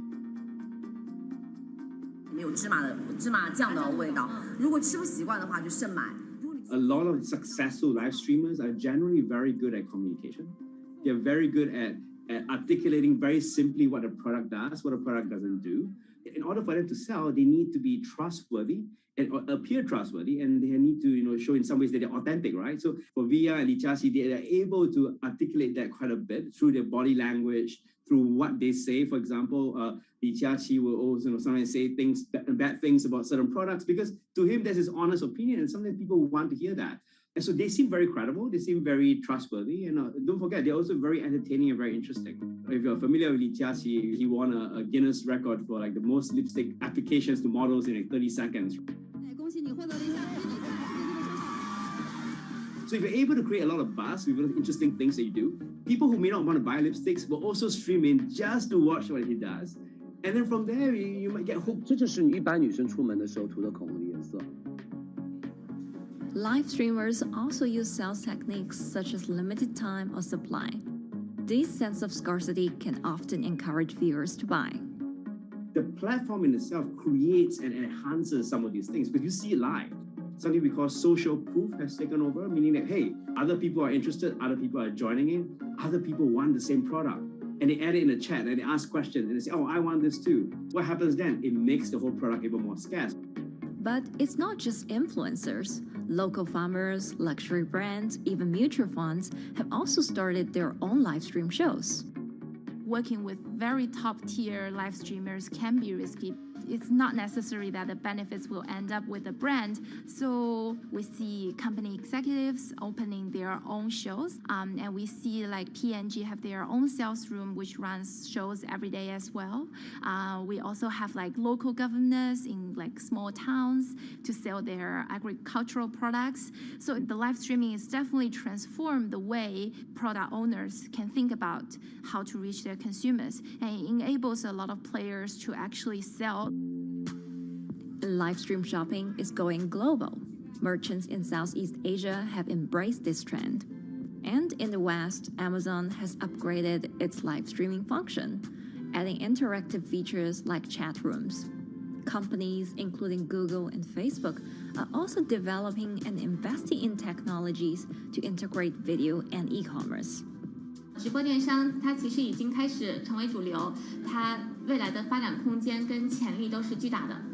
接下来大家会越来越依赖这种购物方式，会变成一个比较日常化、比较规范化的这么一个趋势。If you look at the numbers alone, their numbers alone, Li Jiaxi's numbers or Via's numbers, you know that they can sell and you know that they can generate revenue. Are they able to sustain it over a long period of time? It depends on how innovative they are at changing some of the things that they do. But you can't expect consumers one day turn into virtual shopping for good. There will be the nature of us that crave to go into the store, to touch the goods and actually wear it and see how it looks like and walk around in that with our friends. And those things wouldn't be replaceable with live streaming.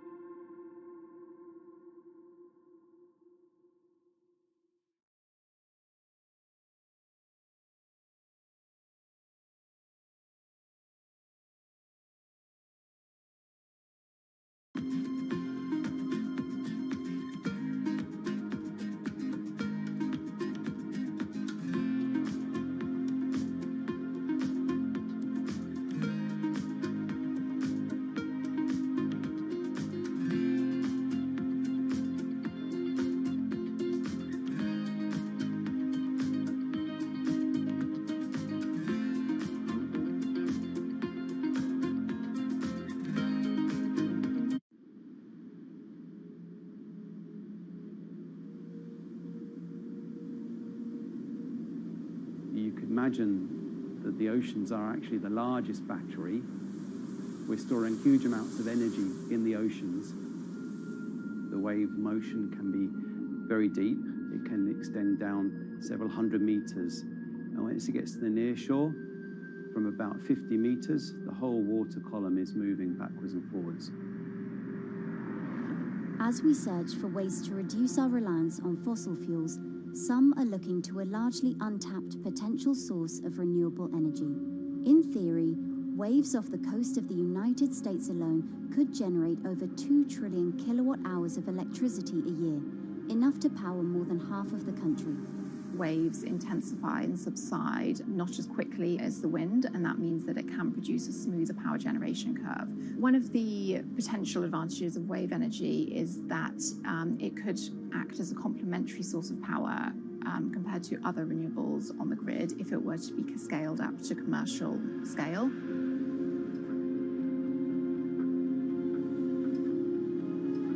For decades, engineers have been trying to convert wave energy into electricity, but a host of technological and financial challenges have complicated their efforts. In the years from around 2006 to 2015, there were a spate of bankruptcies in the sector, and this was largely because of a lack of kind of continuous proven projects out at sea with reliable electricity generation. Since then, companies have been trying to develop the technologies at a steadier pace and with a smaller cash burn. But the same questions remain. Can companies develop devices and technologies that actually work? Is wave energy just a novelty or something that can become a major renewable energy source?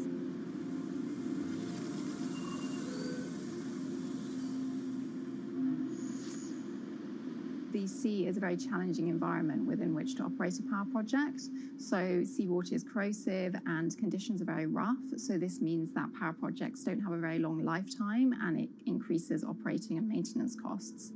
Partly because of that, many early wave energy projects hit rough waters, such as the Palamas Wave Energy Converter in Portugal and the Isla Limpet project in Scotland. But that hasn't stopped others from trying.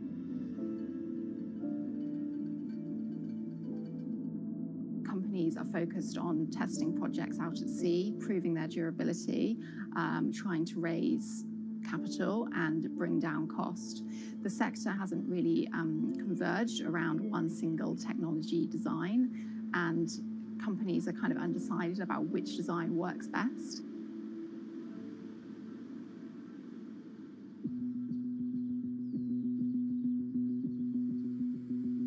Finland-based AW Energy is a veteran in the sector.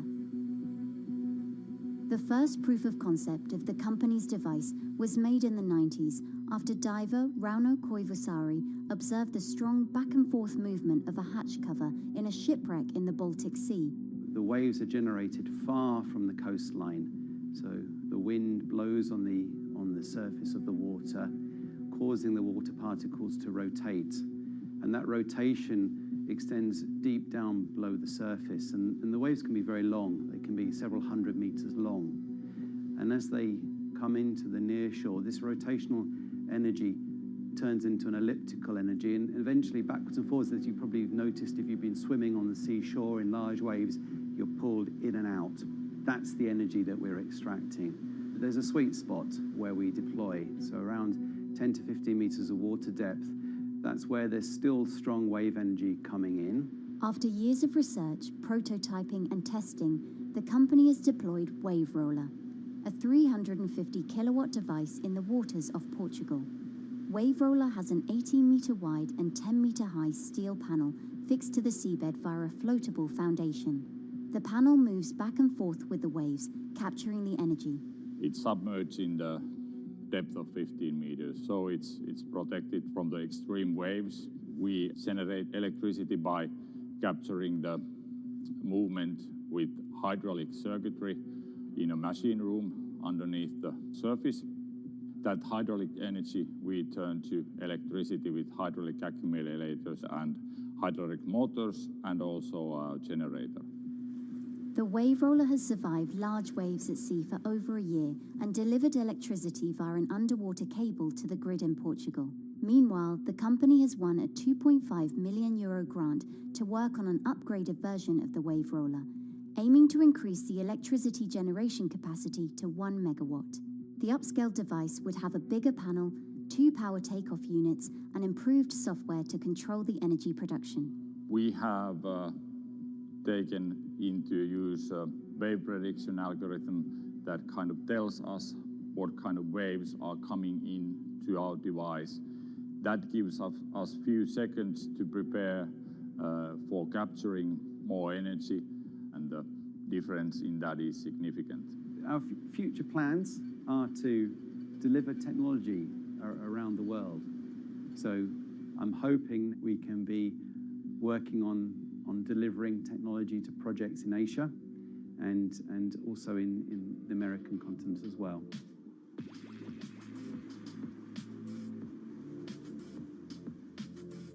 Meanwhile, Israeli company Eco Wave Power is taking a different approach to capturing the power of the ocean. For the company's founder, Inna Braverman, developing new sources of renewable energy is a personal mission. I was born in Ukraine in 1986, and 2 weeks after I was born, the Chernobyl nuclear reactor exploded, causing the largest in history nuclear disaster. I was one of the babies that got hurt from the negative effects of such explosion. I had a respiratory arrest and a clinical death. Luckily, my mother, a nurse, approached my crib on time and gave me a mouth-to-mouth resuscitation, which saved my life. I got a second chance in life and decided to do something good with it.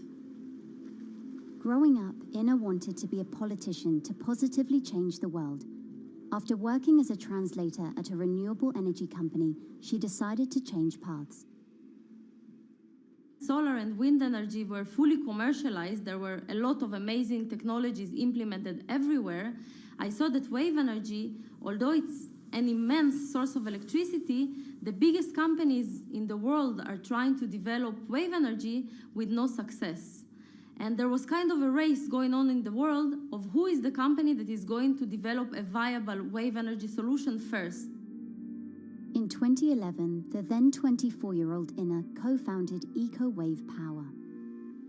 Instead of installing devices offshore, the company's devices are attached to existing breakwaters, jetties, and piers. Our technology is very cost efficient, especially in comparison to the offshore technologies, because we don't need any ships, divers, underwater mooring or cables.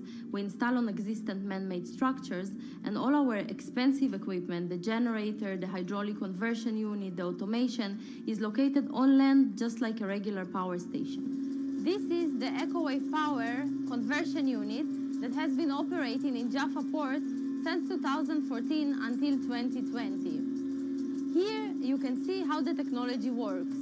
Basically, the floaters are going up and down and pushing the hydro cylinders, which transmit biodegradable fluid into land-located accumulators. A pressure is being built. The higher the waves, the higher the pressure, which is used to turn the hydro motor, which is turning the generators. The whole system is controlled by a smart automation system, which you can see right here.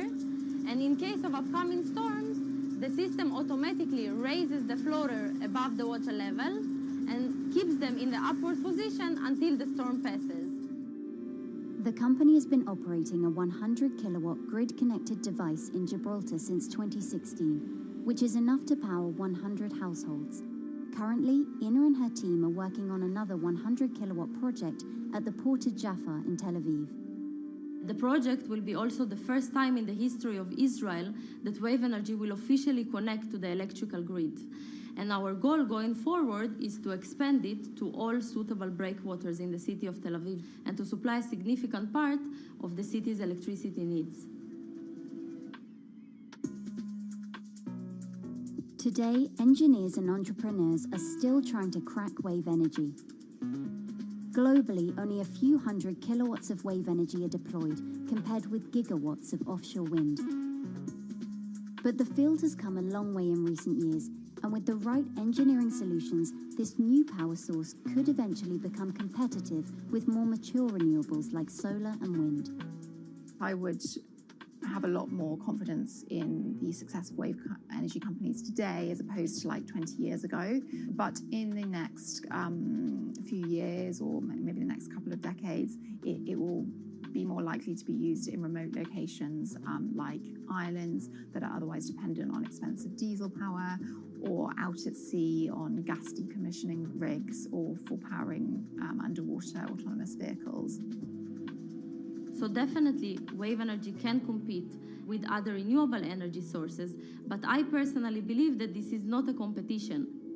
In order to have a 100% renewable energy-friendly world, we need all renewable energy sources to work together.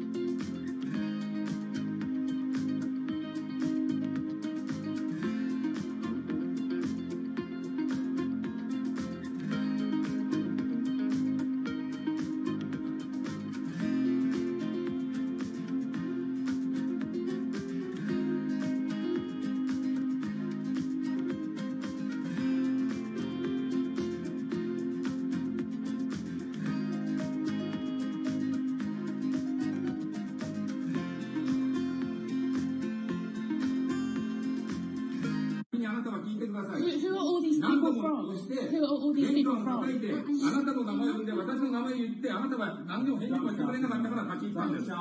So can you please tell me? I'm not going to... please wait.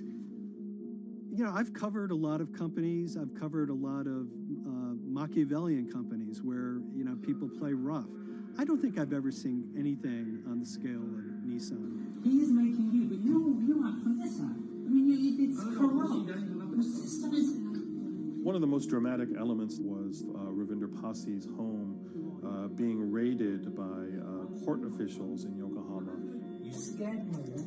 You scared my children. I worked in Nissan for 16 years. So Rav Passi's journey into the darkest recesses of the Japanese corporate world started when he was the general counsel, the highest corporate lawyer position in the company. In the past few minutes, Nissan has revealed that its chairman has been arrested after allegations of serious misconduct. He was tasked with investigating Carlos Ghosn. And he was told, conduct an internal investigation and get to the heart of the matter. And then along the way, he started to notice serious conflicts of interest. He is one of the few people who knows an extreme amount of detail regarding the alleged crimes by Carlos Ghosn. And he's now ready to tell his own story on the record about some of the events that happened.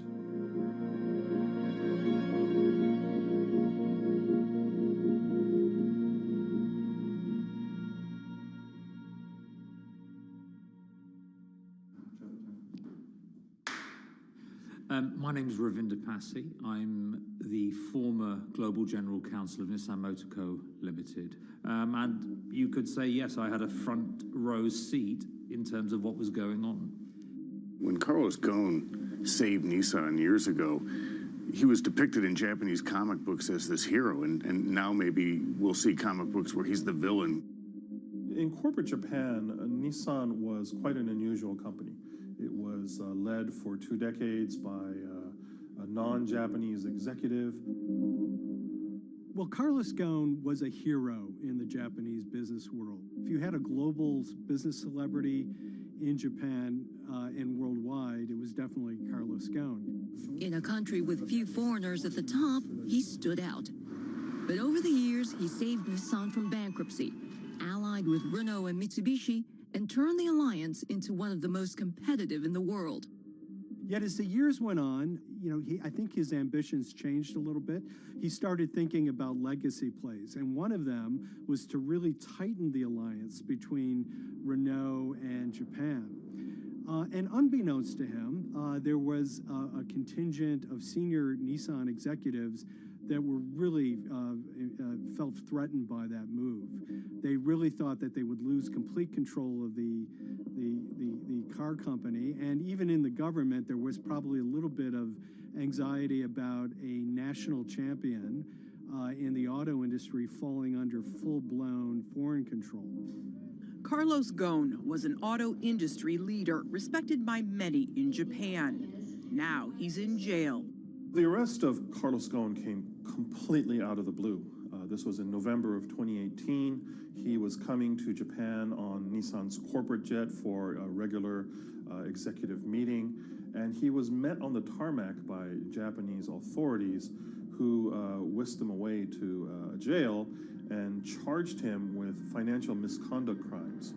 So what happened was that a power struggle ensued inside the company, and somewhere along the way, it was criminalized. By that I mean that there were allegations leveled at Carlos Ghosn about the way he reported his pay to Japanese authorities, the way he handled money inside the company, that in other contexts might have been a board action, might have been handled internally. A number of executives at Nissan decided to take this difference and take it over to the Tokyo prosecutor's office, and that unleashed a chain of events that would shake the entire auto industry. So after Carlos Ghosn was arrested, Nissan launched an internal investigation into the events that led up to his arrest. So Rav Pasi was tasked with investigating Carlos Ghosn, and he was told, get to the heart of the matter, find out what Carlos Ghosn did wrong and bring it to our shareholders. It's really complicated because you had various things coming out of the weeds. 2018, the investigation has started, and we become aware of matters in terms of conflicts, actions by certain individuals that cause some concern because things might not quite be what they seem. So in our story, we really took a close look at Harinada and his role in Carlos Ghosn's downfall. Harinada is one of the most fascinating figures inside Nissan. He's also a lawyer. He's originally Malaysian. Hello, Mr. Hadi. And he had a meteoric rise through the company and became very, very close to Carlos Ghosn and other top figures. He had a front row seat at all the major strategic deliberations at the company. And when he discovered that Carlos Ghosn, as his final legacy play, was going to tighten the relationship between Renault and Nissan, he made a decision to go against Carlos Ghosn. And he became one of the key figures that decided that Carlos Ghosn had to go.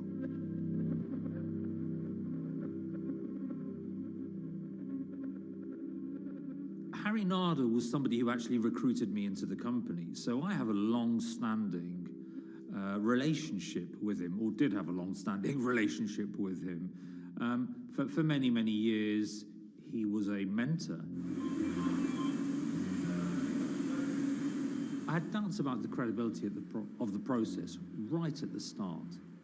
Harinada had a plea deal with the Tokyo prosecutors. Now, that suggests he was intrinsically involved in some of the wrongdoing, or the allegations of wrongdoing, and it just didn't smell right, just doesn't sit right. So there was a basic conflict of interest. In other words, Harinada had to deliver results to Japanese prosecutors to avoid his own criminal liability, and he's accusing and leading the investigation of Carlos Ghosn. Some of the people who had been involved in the original alleged crimes were also looking into the affairs themselves. Ravinder Pasi began pointing out some of these conflict of interest issues. And the reason for that is essentially his concern was for the company. If the company's own investigation into itself was compromised, that could lead to a very weak position in various lawsuits that it was dealing with across the world. I had discussions with Harry, discussions with the statutory auditors about these conflicts, discussions with HR about some of these conflicts, because at that point, we reported into him. You know, at the time, everything was quite, as you can imagine, it was, we've got to do this, we've got to do that, we've got to move fast. But when you step back and look at some of these things, you just think, my God, what was going on here? Because me, members of my team, were being placed in immediate danger. Your chairman's been arrested, a representative director's been arrested. They both happen to be foreigners. And then now what we need to do, we're being instructed to do, is certain compliance professionals need to go into properties in Brazil, for example, and retrieve evidence. They've got to do it very carefully, because if they don't do it carefully, they're going to get convicted of criminal activities. And likewise, when a team of lawyers were commissioned to go to Lebanon. I mean, one of my immediate concerns was, why are lawyers from Nissan being sent to go to Lebanon to retrieve evidence? These are just lawyers, they're corporate lawyers from Nissan. You had revelations that a number of executives had benefited from share appreciation rights when they shouldn't have. I mean, you know, substantive amounts of money being taken by these guys when they weren't entitled to take them. And you do think, yes, how is this going to look later on? It's going to look quite concerning. So that triggered for me the sort of assessment that, well, I'm going to have to do something, because up until this point, I haven't put down on paper these conflicts and these issues.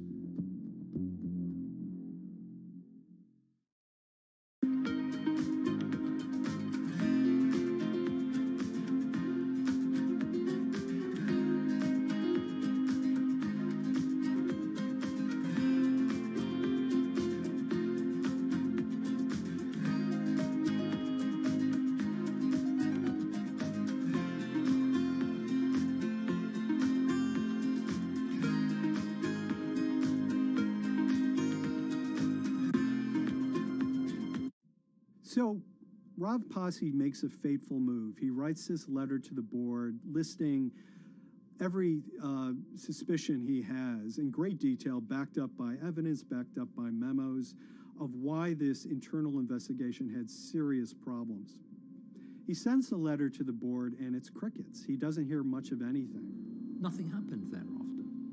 Nothing at all. Just like it just gone into a black box. And he began to suspect that there was a desire, even at the highest level within Nissan, to kind of sweep these conflicts of interest under the rug. Unfortunately for me, I think, again, with hindsight, people must have thought that this is the nail that's sticking out, and we can't have this. Within 3 days of me submitting that to the board of directors, that letter to the independent board of directors, I was removed from the Goan Executive Conduct Matters. I was then told that I could not attend board meetings anymore. And up until that point, I had attended every single board meeting. I was then also told that after 8 years of being in Japan, I'd be going back to the UK. It eventually transpired that I'd be the VP of Projects and Transformation, managing a team of 3. So you can imagine what this feels like at this stage. Almost an arbitrary removal from Japan, where I've lived for 8 years, had 3 children there, my family has grown up, and we've been settled there, having a few months earlier been promoted to vice president at a global level, to being almost demoted.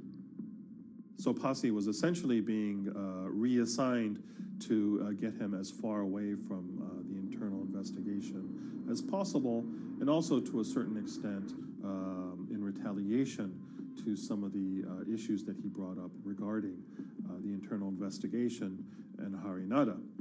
What happened to Rav Pasi can be seen as a series of corporate humiliations. I mean, first of all, his immediate responsibilities were taken away from him. Eventually, he lost, the coveted general counsel title.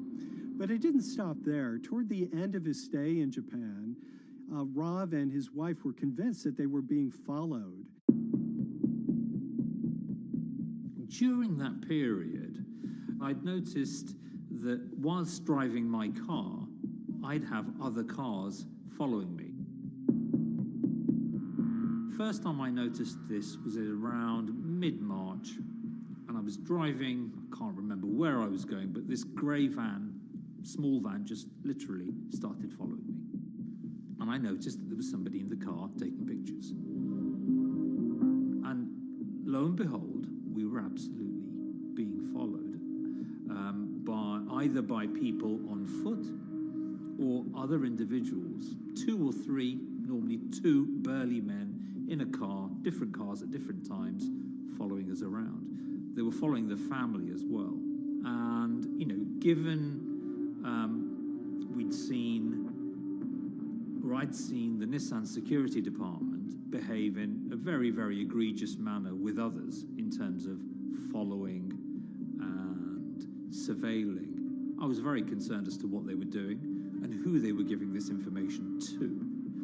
Because if they're giving this information to the authorities, you do think, why? What's going on here? I mean, this is just not normal behavior. And this all culminated in a rather dramatic event in the middle of 2020. Who are you people? Where Nissan had hired a legal team and had obtained an unusual court order from the district court in Yokohama to basically do a search of his home and seizure of his corporate laptop and phone and other documents. If you don't let us in now, we have to break this key. So it's a pretty extreme way to treat someone who had spent 16 years at the company. These people have all come in. We don't really know who they are, apart from the fact that I've been shown a badge that says the Yokohama court. And they're here to recover a laptop and a mobile phone. It was even more weird because I'd highlighted to the directors that certain Nissan executives were trying to recover this laptop and this phone whilst I was still in Japan. And I was very concerned because it had evidence on there that related to misconduct matters and other forms of inappropriate conduct. It was just another form of intimidation, another form of harassment, forcing me almost to leave the company and the country. Because once they'd retained and obtained these items, we were still followed, which, again, I just couldn't understand. What is the point of doing that? You know, this isn't a car company. This is not the KGB.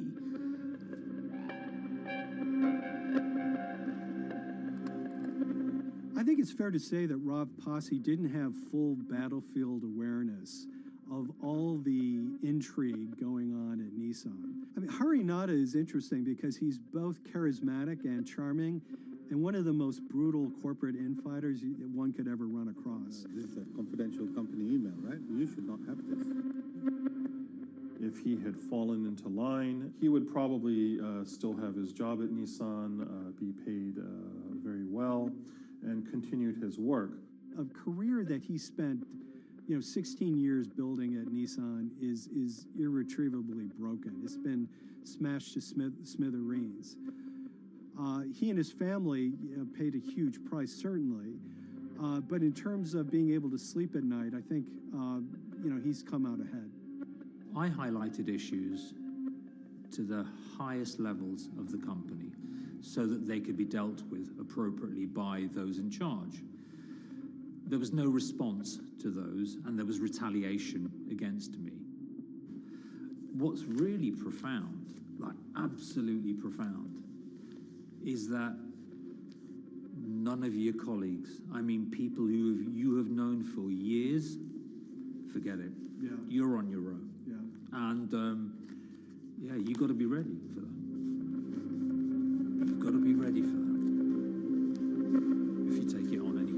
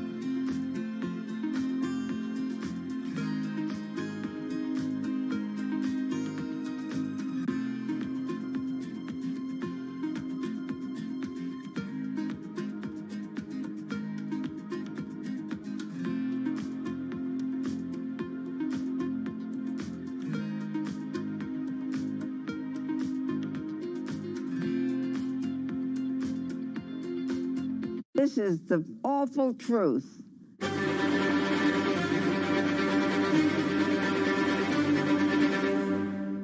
There's always someone in the family that's pushing it.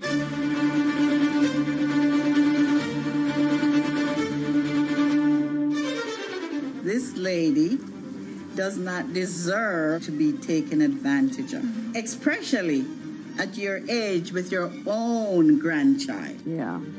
My grandma is having to sue them. I'm testifying against them. Nobody's talking. They're one floor below right now. I get afraid to go on the elevator. It's sad that it had to devolve to this.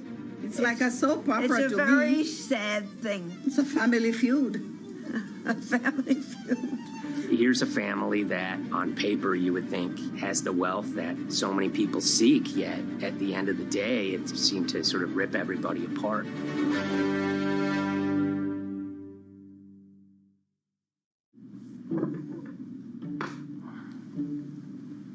My name's Tom Schoenberg. I'm a senior reporter here at Bloomberg News, cover financial enforcement.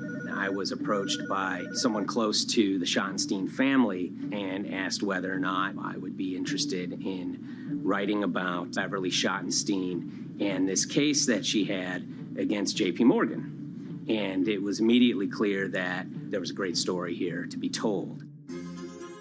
So I started just, assembling all sorts of documents that the family made available to me. That included a diary that Beverly had begun writing when she started having suspicions about what was actually going on with her money.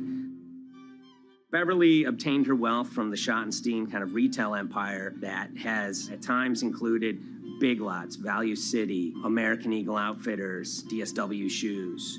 Beverly's husband died, and at which point they sold off their portion of the company, bringing them an enormous amount of wealth at around 1990. Estimates of her wealth were around $90 million.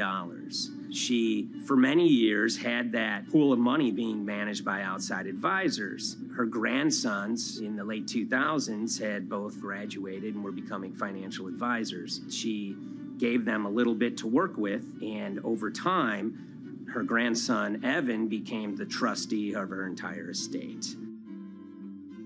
Managing sort of family money is not a conflict. In fact, some ways in wealth management, it's kind of how you get your start. It's kind of the seed that you need to sort of get going in the business. But Beverly started having suspicions that something was wrong probably in around 2016. Well, there were suspicious things, but taken separately without everyone talking about their own experiences, it was hard to really put it together. She had written a check to her caretaker, Dawn, that bounced. So she went down to her local Chase branch to sort of find out what was going on. She wasn't getting paper statements in the mail, so she asked them to print out a number of her statements having to do with her checking account and her credit card account. So we went to the bank and asked for the statements. And she got a whole year and going through all of them, page by page by page. And it was there she saw all sorts of charges that she said she didn't authorize or didn't know about. I was becoming very, very suspicious. I was starting to look in the money part, and that's what bothered me more when I saw that money was going, and I was not a big spender. Around the same time, Dawn, she starts noticing Beverly's son, who lived in the condominium below her, came up with Evan with a shredder and started grabbing papers in her office area, including some with JP Morgan letterhead, and just started sitting at the kitchen table just shredding documents over and over. Yeah, they came in one morning. They used to do it in the back. Through the back door, and they brought the shredder inside. And then they went in the drawers in the office and took out all the papers, and they started doing it. I was very suspicious because I know you don't go around and destroying papers. Beverly said that they had done this many times before. That's when she said to me, Dawn, I'm going to write my feelings in this black book. Diary. And it's a diary, and she started writing. Each day she would write a little at a time.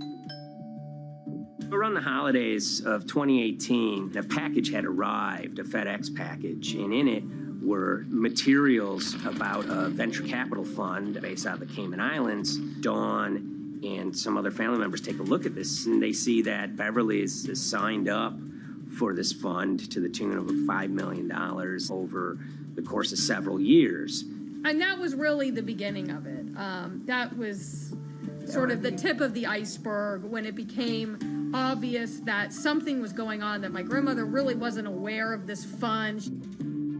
You know, Beverly started to panic. She got really upset and called, JP Morgan's headquarters in New York and asked for Jamie Dimon. She said she was told someone would call her back, but she says that never happened.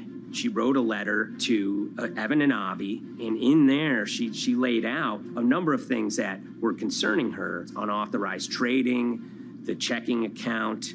She had about $1 million worth of jewelry in a safe deposit box, and that her son Bobby had the key to that box, and that jewelry had gone missing. All this was kind of packaged in this, 5-page handwritten amendment to a will and trust. There's such an evolving narrative about why the jewelry was taken. The only truth we really know is that the jewelry is gone. But why it happened, there have been a lot of different stories. You just don't take your mother's wonderful things and hand it out. And they emailed that note to JP Morgan to seize all activity on her account. And it ended up setting off a firestorm after that. As soon as they got this email that there was a cease and desist and that she wanted to send her money and change brokerage firms, they were actually vacationing one floor below downstairs. They're there right now. The next day, Beverly's in her place. The granddaughter's still in her place visiting. Dawn is there, and up comes Bobby kind of barging through the door. And he's screaming about what was sent to the JP Morgan. They're now investigating them. And he's furious, takes his mother and sort of puts her into a chair, gets pen and paper, and she says physically forced her to write a retraction letter. They were pushing me around. It was a scary time. I was really afraid too. I had to take her to the doctor, and she did an x-ray because she was in so much pain. The locks had to be changed. The phone number had to be changed. I really thought we were going to have to hire guards to be outside just for protection. Oh, it was terrible. Horrible scene. Beverly brought her case before the Financial Industry Regulatory Authorities, usually known as FINRA. It took several months of hearings. She sees all sorts of transactions that's going on, hundreds of them that she claims that she never knew about, never authorized, but yet were logged in JP Morgan's files as having been direct requests from her. That included the sale of a large amount of Apple stock worth several $1 million, as well as all her stock in Big Lots. Over the course of their time with JP Morgan, Evan and Avi were making all sorts of trading on her account that was generating millions of dollars in commissions for themselves and the bank, yet she was not sort of getting any of the type of gains that you would expect sort of an $80 million account in a bullish market to be able to get. They issued a ruling entirely in her favor, finding that her grandsons, as well as JP Morgan, they were liable for violating their fiduciary duty, misrepresenting themselves, and they also found that the bank and her grandson, Evan, were liable for elder abuse. Evan and Avi, they were fired from JP Morgan. They issued an award of about $19 million. I reached out for comment, and JP Morgan emphasized that Evan and Avi were no longer with the firm and that their actions do not represent the sort of values of the bank. I reached out to Evan and Avi, heard back from their lawyer saying that, they disagree with the law and the facts that FINRA kind of used to decide the case against them and are seeing if they can have it withdrawn. Her son, Bobby, wrote her a letter, said his sons weren't criminals, and he also admits to taking her jewelry. And he says he needed it to pay off some bad business debts he had. They never once came up to say, I'm sorry. If there had been an apology and some acceptance, and asking for forgiveness from my grandmother, I don't think we'd be in the position that we are now. Since the piece came out, we've received dozens of messages from people, many of whom are telling their own sort of personal tales of, kind of financial advisors gone bad, or family members who got control of an estate and abused, those within. Seems that it's really resonated with a lot of people. I keep, hearing a lot of feedback about Beverly and how, a lot of people feel she did the right thing. You're never too old to stand up for yourself and try to right an injustice. She was adamant that she wanted to stand up for herself, but at the end of the day, they did wrong. It's a painful life lesson. Beverly taught them that you don't mess with grandma.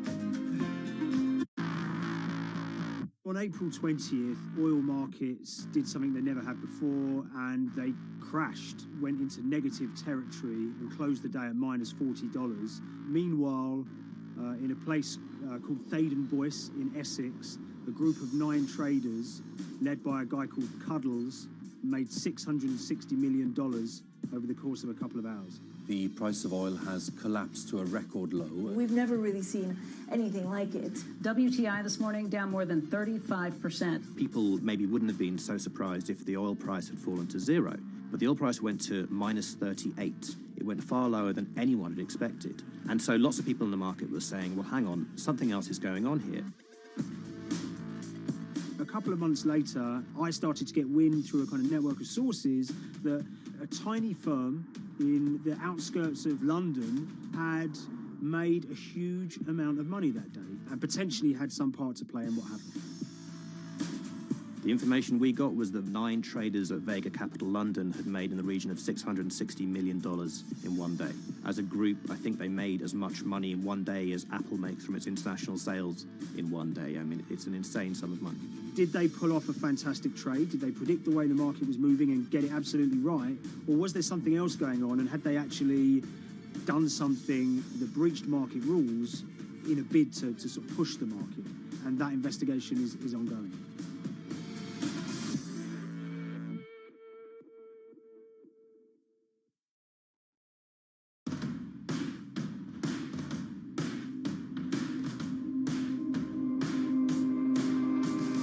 So Paul Commins is a trader who cut his teeth in the pits in the 80s and 90s. When everyone had a nickname, his was Cuddles. If you can imagine, that was a very sort of cutthroat type of world where people are doing, hundreds of thousands and millions of dollar trades by shouting at each other, giving hand signals, and then sort of scrawling on scraps of paper.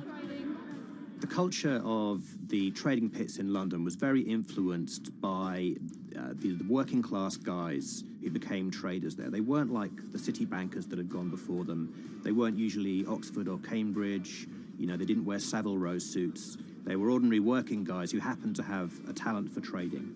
And a lot of them came from Essex. I think it was 400 traders in the pits, and Cuddles in his oil and gas pit was described to us as amongst the top 3. Amongst that, was very successful and made very large amounts of money as a young man. But inevitably, mechanization and the arrival of electronic markets was the kind of death knell for the pits. And in 2005, the IPE closed down. And when the pits shut down, a lot of the traders who worked there lost their jobs or quit or went to work for financial institutions. But Paul Commins decided to start his own trading collective out in Essex. Some of them are ex-pit guys, cut from the same cloth as him. Lots of them are actually sort of in their 20s, and they're his, drinking buddy's son, or they're his own kids' friends from football. They're young lads, hungry and ambitious, and he brings them into the fold. And fairly shortly, he's got, maybe a dozen or so traders that they're independent, let's be clear, but they're all part of this collective.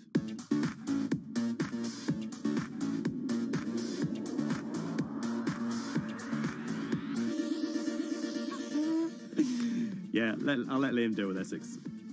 I am from Essex, so I feel like I'm free to, to get into this. Sweet, as they say. If you were to ask someone in Britain how they would imagine a kind of Essex person, they would see someone who's maybe slightly flamboyant, with a sort of Cockney accent, a sort of Guy Ritchie-style accent. Not afraid to splash the cash, but it's probably pretty bright and has done well for themselves. Don't even make sense, does it? But, these guys, they drove around very nice Rolls Royces and Bentleys. They went to places like Marbella on holiday. Thaden-Boyce is a very wealthy place. You have to have considerable income to be able to afford to live in that village. It's a really nice place to live, and it's 20 minutes tube ride away from the city. Earlier in the summer, we have this lead, which is that there's this tiny firm called Vega Capital London, and they were the biggest winners from the biggest oil crash in history. Anyone that covers markets is going to be surprised about that. You're thinking your BPs of the world or your Glencores, but it's this tiny firm. And one of the big challenges that we had was actually finding out who worked with Vega Capital. It wasn't immediately obvious, and at first we had absolutely no idea. If you go to the Vega Capital website, it says it's under construction. If you do basic online searching, it's very difficult to find anyone who's publicly connected to the company. So inevitably, we're incredibly curious at this point. Like, who the hell are these people? The more reporting we did, the more it became clear that this group were connected socially as well as professionally. They went to weddings together, they played golf together, they would go on holiday together. We found out that a number of them were members of the West Ham Supporters Club in London. A few of them started companies together, so you could see all the connections between them and start to see a distinct group emerging. And it really just was this kind of shock that, this wasn't just like a hedge fund or a firm you'd never heard of. This was actually a group of buddies who all had the same experience on this day and had all made a huge amount of money. So if you're an oil trader, there's a number of different ways you can trade, and probably the most popular is WTI futures contracts. And it's basically a contract that says, I'm going to buy 1,000 barrels of oil from you at this point in the future, or I'm going to sell 1,000 barrels of oil to you at this point in the future. It's actually just a financial contract to gamble on to predict whether oil is going to go up or down. On the 20th of April in Essex, there had been signals for a while that this was going to be an exceptional day in oil markets. And we know that some of them arose early and started their trading in the early hours of the morning while it was still dark outside.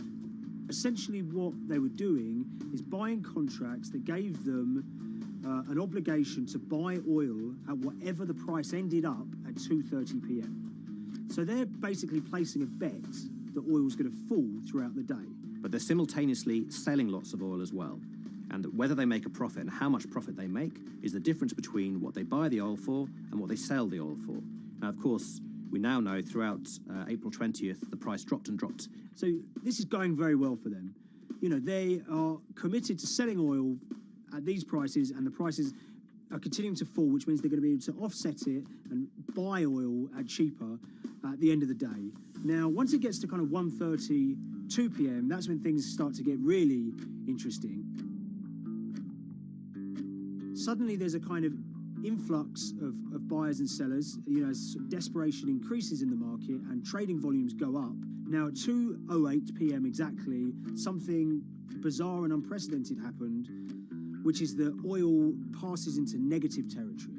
And it fell to a record level of minus $38. We've never seen anything like it, period, in terms of the contraction of the global economy. That huge gulf between what they were buying the oil for and what they were selling it for enabled them to make more money than they ever thought possible. So their profit was the difference between minus 37 and all of these positive numbers on every contract they sold. The price of crude briefly hit minus $37 a barrel.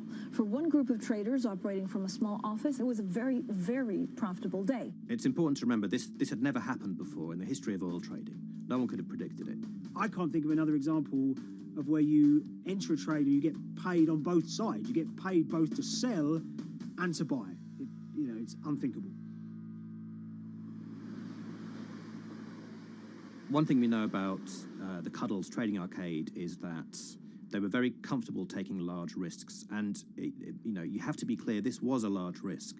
Yeah, we spoke to oil traders, both people that know these guys and people that don't, and they all say that this is, incredibly risky. And that's actually what stops a lot of oil traders doing trading like this. They simply aren't willing to stomach the risk. But Cuddles and his friends were. So when the kind of final calculations came down, the group of the 9 most profitable traders made $660 million or thereabouts between them. I mean, if you can imagine, I think 3 or 4 of them made in excess of 100 million each. One of the astonishing things about this trade is that 2 of the individuals who made more than $100 million in a single day were in their 20s. One of them was 22 years old. Only a few years earlier, he'd been posting on his social media about doing teenage stuff with his mates in town and going to see girls and rap music. And here he is a few years later making $100 million in a single day's trading. When me and Liam discovered that, we couldn't believe it. We couldn't believe what we were seeing.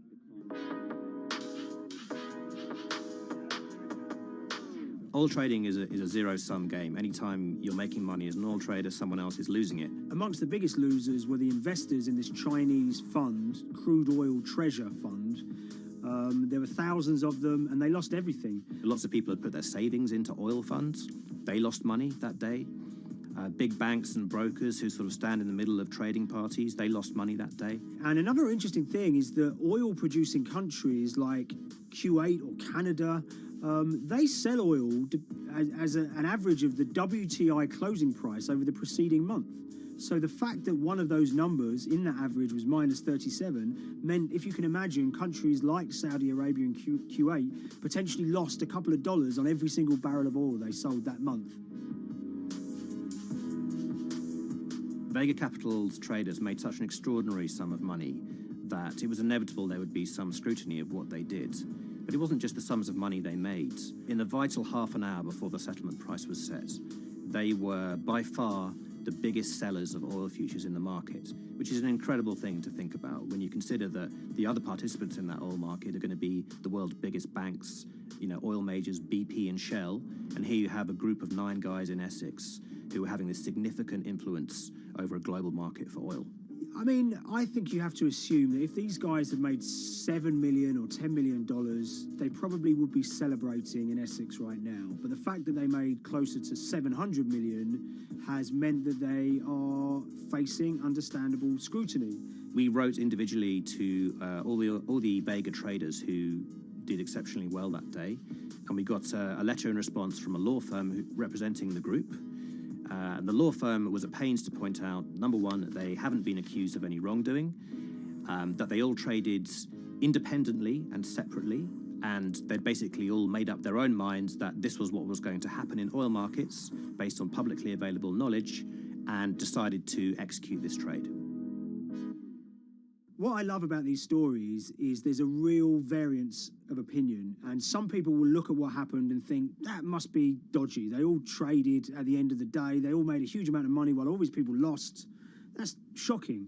But lots of people say these guys are at acute disadvantage. They're in a market that's inhabited by, huge technology-driven funds and firms and oil giants that have got all the advantages in the world, and when you get a bunch of Essex geezers who essentially beat the market and find a way to make a huge amount of money, they should get a pat on the back, really, because that's the dream.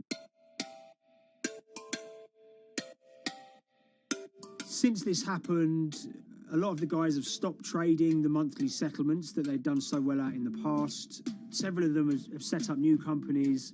They've essentially gone very quiet. Any kind of social media presence they had has kind of closed down. By all accounts, they're, waiting this out. It's certainly too early to try and predict how the regulatory investigations are going to pan out. We just don't know. There's a number of potential outcomes for these guys. Potential punishments if there are any findings of manipulation against Vega or anyone affiliated with it might be you could be fined, you could be banned from trading, and in the most extreme cases there have even been criminal prosecutions in the past of people who have been found to have been manipulating the settlement and misconduct related to trade at settlement. There are other outcomes too. One obvious one is going to be that they're able to walk away from this life-changing trade with all the money that they made and celebrated as heroes in the trading community. That they'll go down as legends.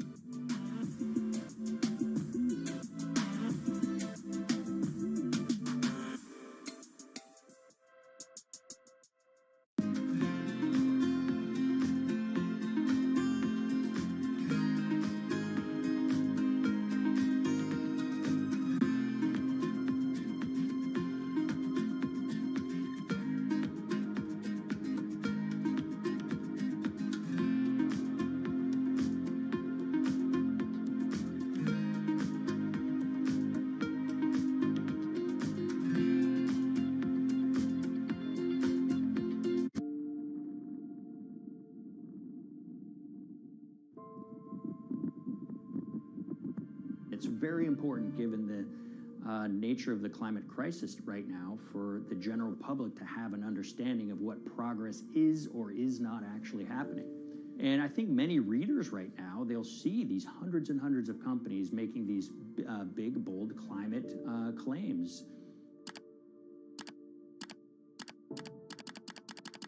And they would be forgiven to think that we're well on our way to meeting the emission reduction trajectory we need to be on. And the reality of the matter is we're just not on that trajectory.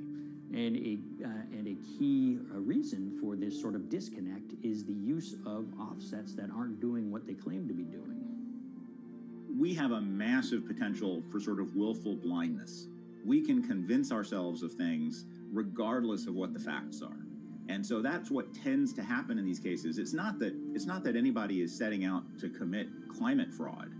They sort of walk themselves into a situation and they convince themselves of one thing, and that allows them to convince themselves of another thing. But at the end of the day, they're doing something that makes no sense at all.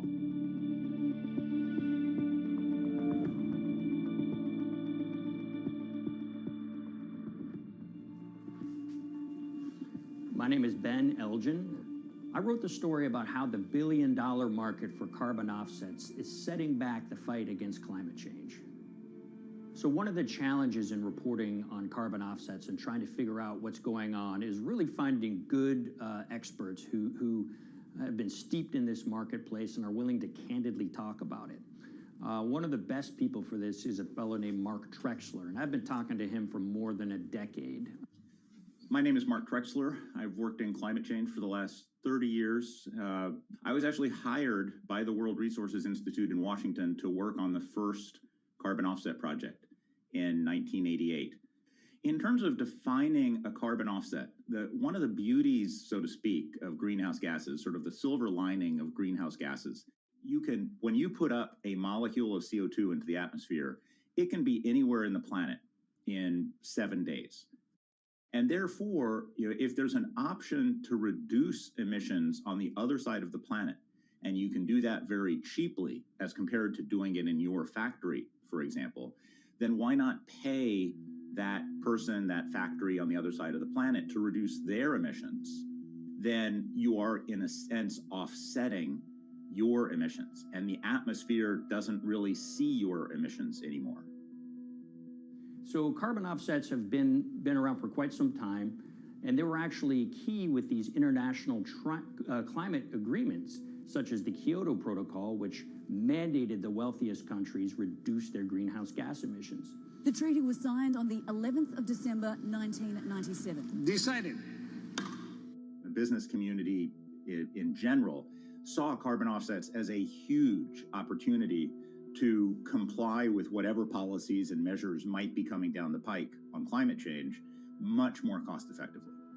We've seen a huge surge in companies making big proclamations about how they're going carbon neutral or zeroing out all of their carbon emissions. We're going to reduce our carbon footprint to net zero. Unilever is committing to net zero emissions. We can achieve a net zero emissions world. We began looking at these corporate claims of dramatically reduced emissions, and we noticed so many of these companies were using carbon offsets to achieve these aims. And as we began to look at the carbon offset projects themselves, what we found is that the environmental benefits claimed by these companies are not actually what they seem to be.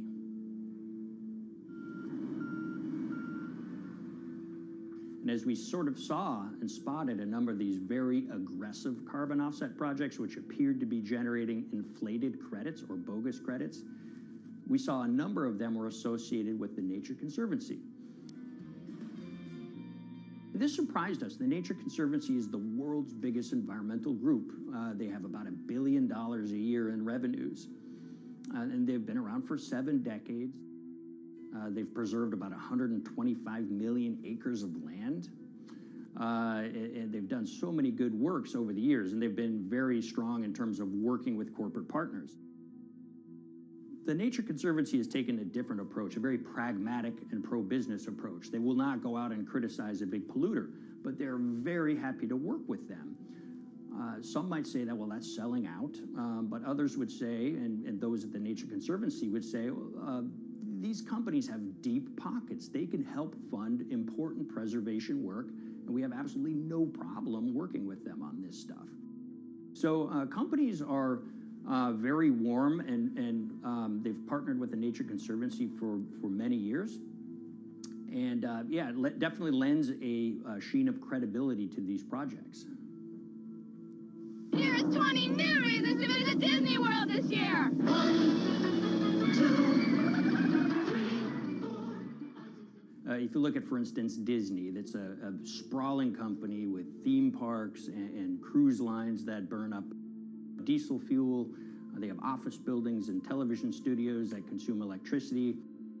So these companies are trying to make major reductions in their carbon footprints, but it's very difficult to change these fundamental ways their businesses operate.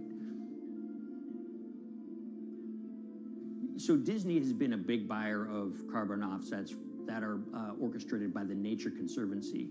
One of the projects that they buy from is called Pennsylvania Ridges. And that's a plot of land. Most of the land is actually about a 3-hour drive outside of Philadelphia. Interestingly, this land, 3,000 of these acres, was actually acquired by the Nature Conservancy in the late 1990s. This land was imminently threatened. There was a pending logging contract on this land.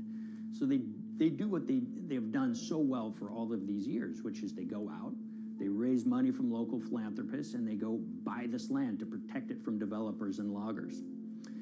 And at the time, according to an archived version of the Nature Conservancy's website, when they were proudly announcing this deal, they said, these threats have been abated because of this acquisition by the Nature Conservancy. So it's really interesting now, fast forward 2 decades to earlier this year when they put forward this carbon project.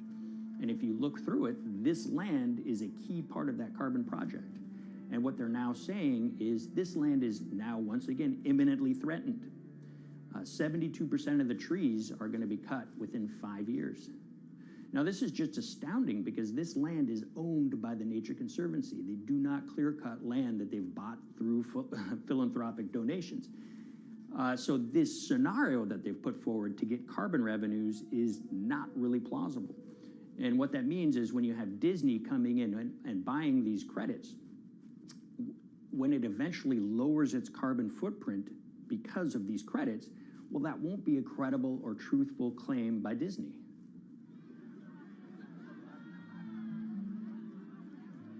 So this is an organization that truly understands the threat of the issue of climate change and is wanting to do its part to address this. However, in this situation, it just appears their drive, which they've had for decades, to increase the amount of revenues that it can use for land preservation work, Nature Conservancy and many others see that the carbon credits as a pot of money that they can tap into to further their own benevolent aims. But unfortunately, what this has resulted in is claims of climate progress that just aren't really happening. So the Nature Conservancy defends vigorously these deals, and they and others will say, look, our projects are just following the rules that these registries set up. So some would also put some of the blame on the registries themselves because they're setting up the rules which allow these vapid projects to get up and sold. So we've reached out to all of the companies we mentioned in the story, including Disney. They didn't want to be interviewed for this story, but they all told us that, look, we have to rely on the experts out there, and those experts, they say, are these carbon registries that have been set up. Most of these Nature Conservancy deals are set up and sold on this exchange. It's called the American Carbon Registry. Now, it's the oldest of these registries that allow voluntary carbon credits to be sold. They've been around since 1996. What these offset registries do is they set up rules, and any carbon offset project has to follow those rules. But there's this tension that's always there. If the rules are too strict, then it's going to be very hard for carbon offset projects to get up and running. So there's this balance going on where the registries want rules that attract projects, but they don't want it to be so strict where it will disincentivize projects from getting listed. One of the challenges with designing carbon offset systems is that there are normally two people at the table. You have buyers and you have sellers. And to some extent, you have policymakers, but you know, the buyers and the sellers are really the ones with the expertise, with the incentive to really participate hard, make a lot of things happen.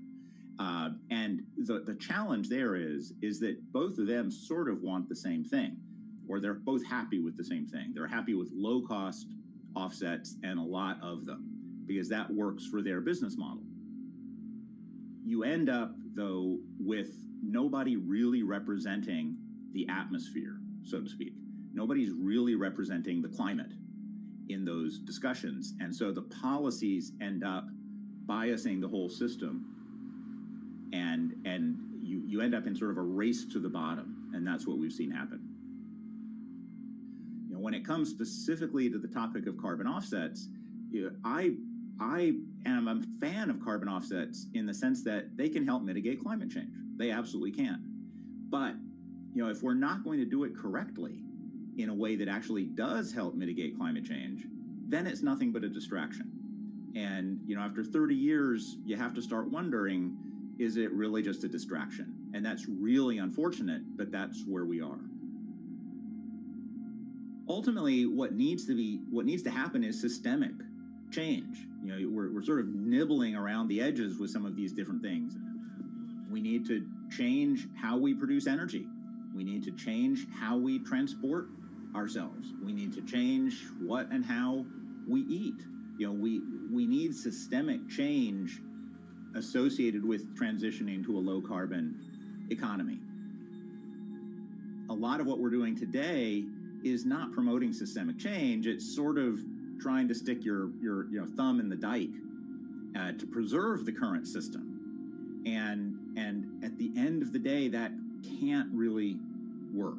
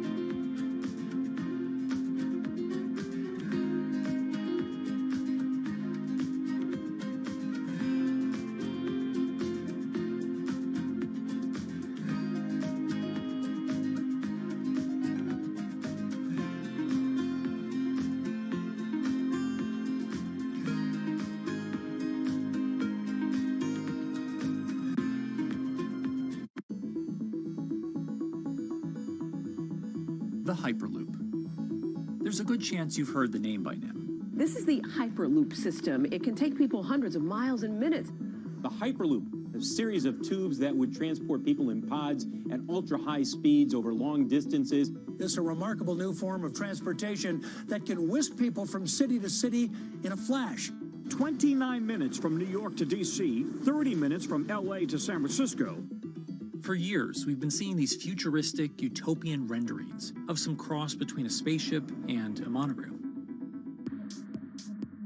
But lately, the Hyperloop is becoming much more real. Yes. It was surreal to be even sitting inside a Hyperloop, and just even more incredible to actually be like riding down a track in something that was nothing more than a crazy idea 6 years before. Companies all around the world have been developing and testing the technology needed to propel passengers at speeds of over 1,000 kilometers per hour. But for many, speed is only the first step to unlocking the full transformational effects of a new mode of transportation. Fast is what we just sort of take for granted in the Hyperloop world. It's the network effects that really deliver the benefit. And that opens up a completely different scale of economic opportunity.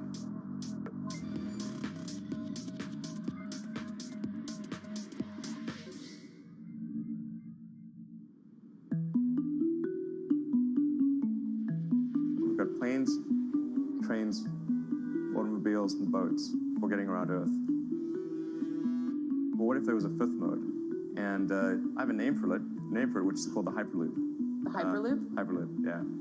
In 2013, while riding high on the growing success of Tesla and SpaceX, entrepreneur Elon Musk released a white paper outlining the basic framework of the technology he called Hyperloop. The basic idea goes a little something like this.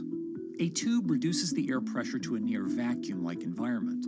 A Hyperloop pod is then suspended in the tube, usually by magnetic levitation. The whole pod can then be propelled forward.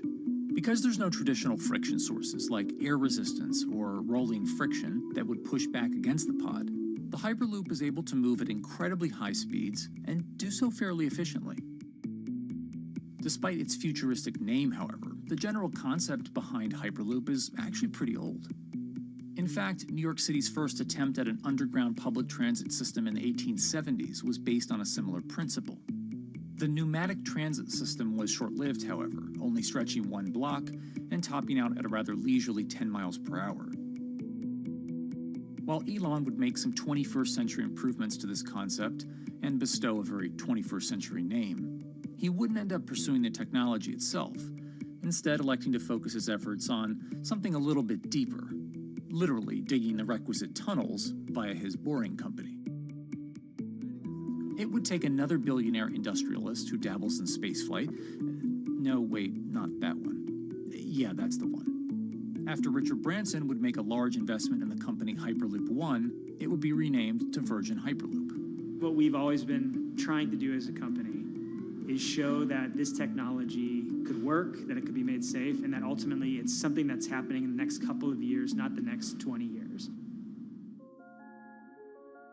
Josh Geigel is the co-founder and CEO of Virgin Hyperloop. In a familiar tech startup story, he's seen the project go from a garage to a large-scale testing facility outside of Las Vegas.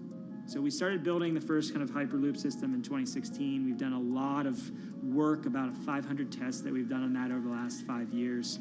And what we realized that we need to do is take that technology, show that it can be commercial, so drive the cost down, improve the efficiency, improve the performance. But the key thing is actually making it approachable and safe for individuals. In order to do that, Josh, along with Virgin's head of passenger experience, Sarah Lucian, bravely volunteered to take the inaugural ride. What her and I were realizing is we're the first two people sitting in a Hyperloop. The only type of people that have gone through this environment are in spacesuits, and there we are in just normal clothes because of the system, the safety of what we've designed. 3, 2, 1, launch. And then once we started going, you felt a bit of acceleration. We accelerated a little bit harder than we would in commercial. It'd be like a sports car. Yes. We got up to about 108 miles an hour on that test. And it's a short run. It's about 500 yards or so. And came to a stop. The test, lasting only about 20 seconds and covering only a quarter of a mile at just over 100 miles per hour, is a long way away from a true functioning Hyperloop.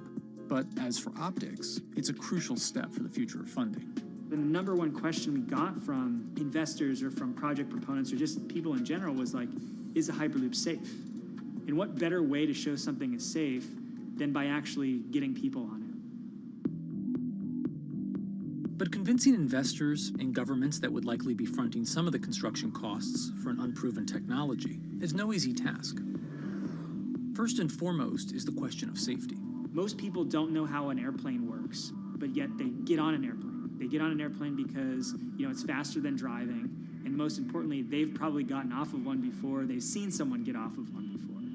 And so what we set out to do was actually show that Hyperloop could be safe with two normal people, not astronauts, not adrenaline junkies or test pilots or anything like that.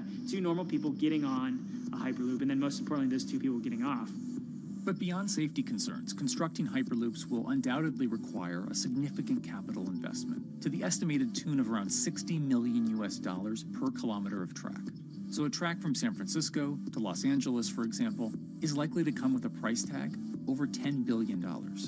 And before large governments are willing to come in and front those costs, investors who are funding Hyperloop development must accept it as a long-term mixture of technology and infrastructure investing.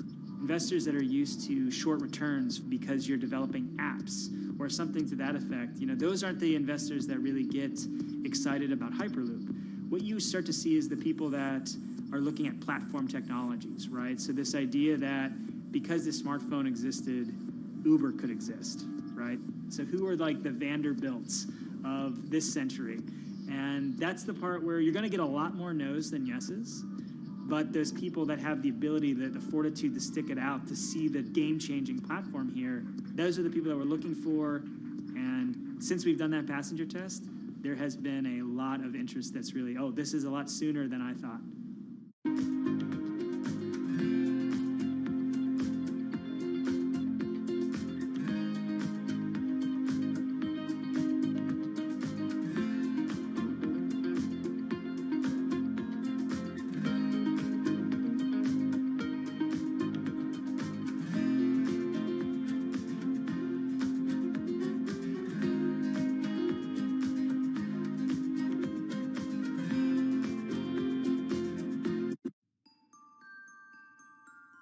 Envisioning the ripple effects of what Hyperloop could achieve, though, is fairly challenging at this stage of development.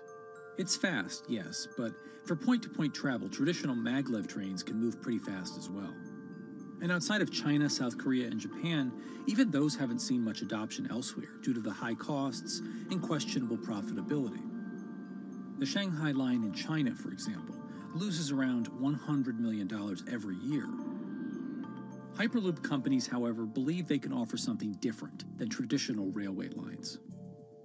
My name's Alan James, and as far as I know, I'm the only guy on the planet who's written a government-level business case for 300 kmh conventional high-speed rail, 500 kmh maglev, and 1,000 kmh Hyperloop. It's fundamentally about moving people from where they are to where they want to go, when they want to make those journeys, and doing it in much smaller numbers. So pod designs for Hyperloop range from 12 to 28 seats, typically. Why are they small? It's because small enables the network to operate flexibly. And a great example of that is the east-west strategic route across the north of England, from Liverpool to Manchester to Leeds. So to get from Liverpool via Manchester to Leeds by train is just short of 2 hours today. It'll probably take you 2 hours driving as well in average traffic conditions. Net result is those three city regions remain three separate entities: Liverpool, Manchester, Leeds. There's very little commuting traffic between those urban areas. Hyperloop absolutely changes that from the ground up. Liverpool to Manchester is a 5 or 6 minute journey. Manchester to Leeds is also a 5 or 6 minute journey. What that effectively does is create a single supercity economy. In this vision, the Hyperloop acts a little more like a highway, where pods have fixed destinations and don't need to stop along the way.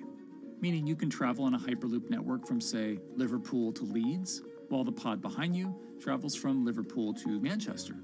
And if that metro Hyperloop network is connected to other networks from the same location, you could travel from Liverpool to Paris or Liverpool to Amsterdam, all without making a single stop. For passengers, for business, for leisure, that is utterly transformational. For high-value freight and logistics, it's equally transformational. But critically, if you do a Hyperloop network at scale, you begin to deliver massively significant carbon savings too. A multi-regional Hyperloop network could become a replacement for both short-haul passenger and cargo flights and traditional ground transportation, both of which are significant carbon producers. One Hyperloop-connected distribution hub, perhaps at an airport that is predominantly used for international air freight, replacing maybe 10, 12, 15 distributed road hubs. It takes a lot of polluting and inefficient truck haulage off the roads. That itself means roads gain extra capacity. Hyperloops will still need to use electricity to both move pods and maintain the near-vacuum environment in the tube.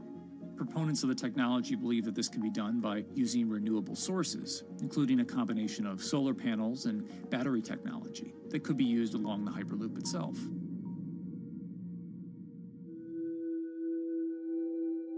But even with all multipliers of time and carbon emission savings that a Hyperloop network may provide, the investment capital required to actually build such a network becomes even more economically and politically daunting. Committing doesn't mean spending billions on day one. Committing means, how do we phase it?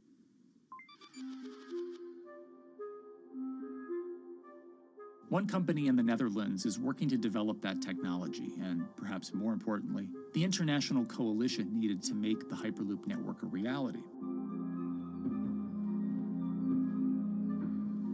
So we are here in Europe's first full-scale Hyperloop test facility, where we can already prove every conceptual technology of the Hyperloop.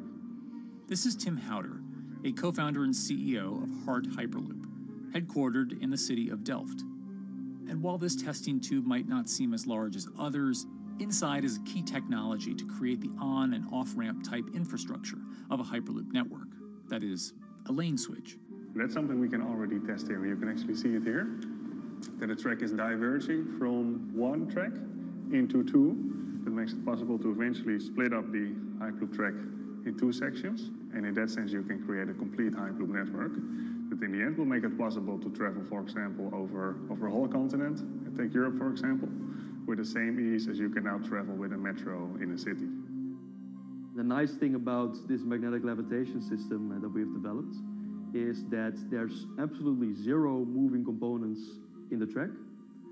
So for example, if you have to do a lane switch, all you do is that the tube basically splits up, and statically the tracks also split up.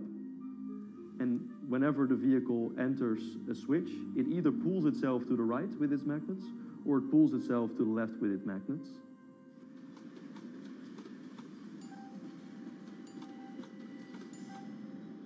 Lane switching on traditional rail requires the physical movement of the rail.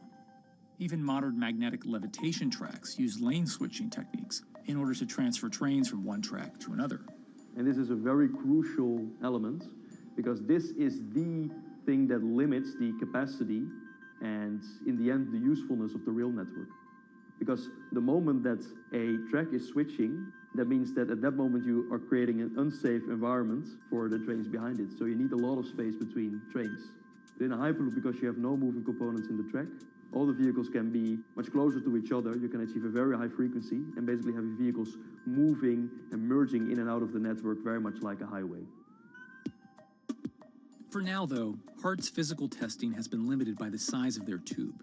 Because the test track is only 30 meters long, they haven't tested this lane switch at speeds greater than 20 kilometers per hour.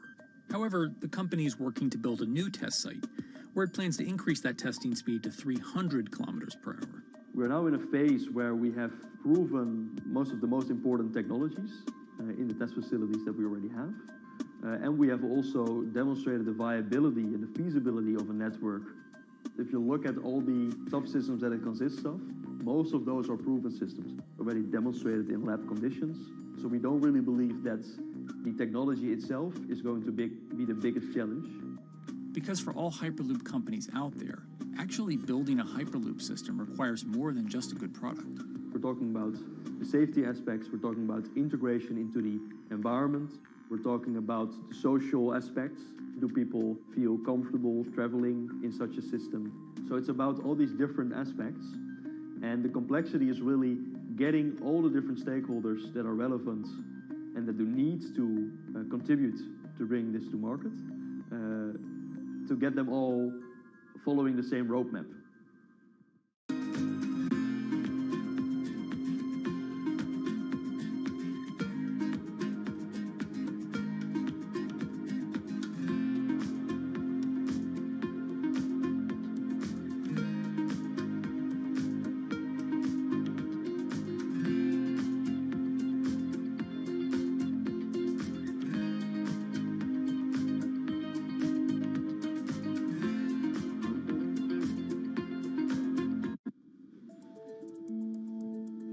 In order to help build this coalition of private and public interest in Hyperloop development, HART in 2018 partnered with other Hyperloop companies from Europe and Canada. The goal was to define, establish, and standardize the framework to regulate Hyperloop systems. Right now we are working with all the Hyperloop developers together in setting up the first, let's say, structure for starting the standards drafting. One of the most important goals for HART is interoperability, which is essentially making sure the different systems can communicate with each other. Interoperability is so important because what we want to achieve is actually have this seamless travel experience. So you don't want to end up, for example, going from Madrid to Paris and then switching because you need to use a different technology to get, for example, to Amsterdam. The idea being that as companies around Europe create the first commercial Hyperloop tracks between individual cities, one day those can all be connected to a larger network. Everyone that believes that Hyperloop is a future transport system also realizes that there is a need to have this network because that's where Hyperloop thrives. Hyperloop is such a huge project. It's definitely not something that you can do on your own or as a single company.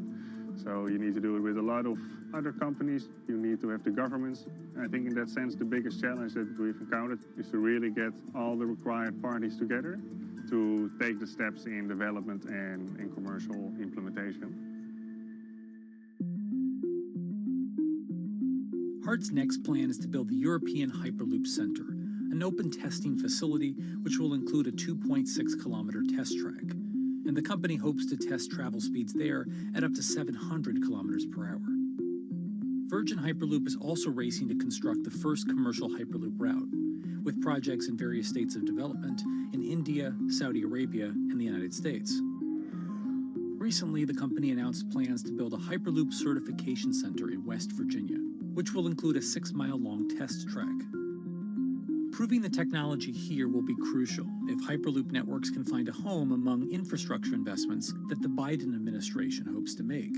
The idea that there's multiple Hyperloop companies, I think, is a redeeming aspect in the business. People really want to see something happen, so having multiple people move forward is good for that. I was struck when Josh and Sarah rode the pod. 2 or 3 of the major outlets used the phrase, "We now have a new mode of transport." And although all of that technology had existed before those 2 human beings rode it, it was the moment at which those 2 human beings traveled that short distance down the tube that in popular imagination, Hyperloop became a mode of transport. The metaphor I use with my team is that, the Wright brothers were first, but none of us fly on Wright Brothers Airlines anymore. If you don't continue to innovate, you're not going to be around, and so we'll continue to be at the forefront of building Hyperloop. Back in 2013, Elon had an idea. I think the difference now in 2021 is some brilliant engineers have spent real time grinding out the details. And I thoroughly expect the next 3 to 5 years to be decisive.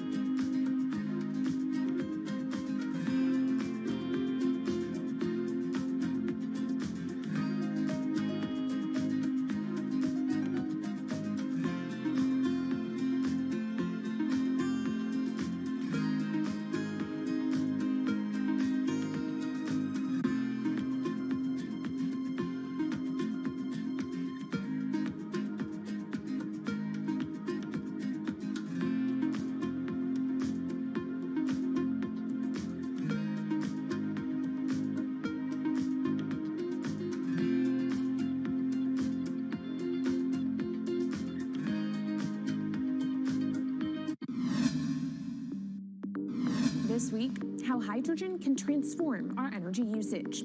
We'll look at why the universe's most abundant element could be a game changer in the climate revolution. Hydrogen technologies are not new. They are used in other sectors. We use them in space, on our rockets, and we don't need the laws of physics to change to be able to use hydrogen on our planes.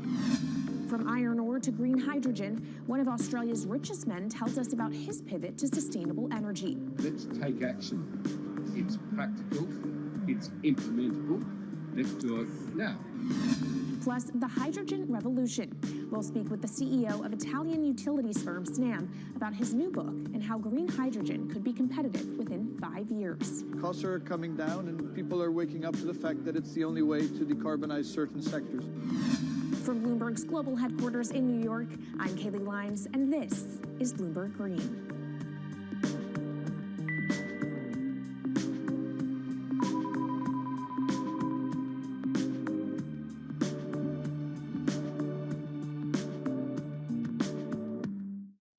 It's a new year, so here at Bloomberg Green, we're highlighting new solutions in the fight against climate change.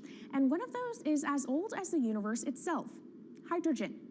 It's the simplest element around, but could well be a game changer when it comes to turning around our dependence on fossil fuels. Today, hydrogen is used in the chemicals industry to produce petroleum products. It's also starting to be used in steel production, an industry under a lot of pressure to decarbonize. But it has far more uses as well, from powering cars to heating our homes. And Bloomberg New Energy Finance sees a seismic shift in the sector in the next 10 years as green hydrogen squeezes out dirtier alternatives. So-called gray hydrogen dominates today. But as renewable electricity gets cheaper and more accessible, so will green hydrogen. In this week's edition of Bloomberg Green, we'll explore what this push into hydrogen means for tackling climate change. We'll hear from Australian billionaire Twiggy Forrest about his pivot from iron ore to hydrogen, and we'll also speak with the CEO of Italian utility company Snam about his book, The Hydrogen Revolution. But first, what are we using hydrogen for? And why does it actually matter? Christine Lee Edwards explains. Hydrogen, the most plentiful element in the universe.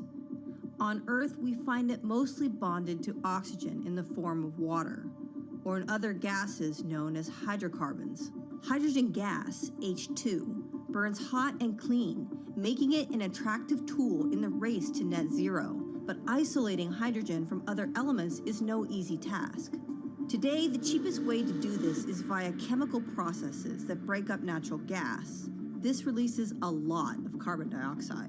Another method is to use electricity to split water molecules in a process called electrolysis. Although there is no carbon byproduct, a lot of electricity is needed. And if this power comes from burning coal or gas, it negates the zero emissions goals of using hydrogen to begin with. Hydrogen produced in this way, powered by fossil fuels, is called gray hydrogen. If carbon capture and storage is used together with fossil fuels, then it becomes blue hydrogen. If nuclear power is used, it's called pink. And finally, green hydrogen is when it's produced via electrolysis and powered from renewable sources. This method is considered emissions-free. It's predicted that by the early 2030s, H2 made from renewables will be cheaper than that made from fossil fuels. But that hinges on the cost of electrolysis declining, which will be achieved through larger projects and an expansion of manufacturing. To be clear, vast amounts of H2 are already used today. Global production in 2018 totaled 117 million metric tons. This hydrogen is mostly used for its chemical properties, not as a source of energy, and very little of it is clean. Some sectors like steel could start using hydrogen for these chemical properties, replacing coal. Industries like cement and glass may also use hydrogen as a source of heat. Another advantage is its energy storage potential. It can be stored over long periods of time and used when more power needs to be added to the grid. It also could hold an advantage over batteries in heavy transport and shipping. The promise of hydrogen for energy has been around since at least 1874, when Jules Verne wrote about it in his book, The Mysterious Island. But the future of hydrogen will depend on policy. Countries with net zero targets, carbon pricing, and hydrogen strategies with investment mechanisms are likely to see the highest H2 demand.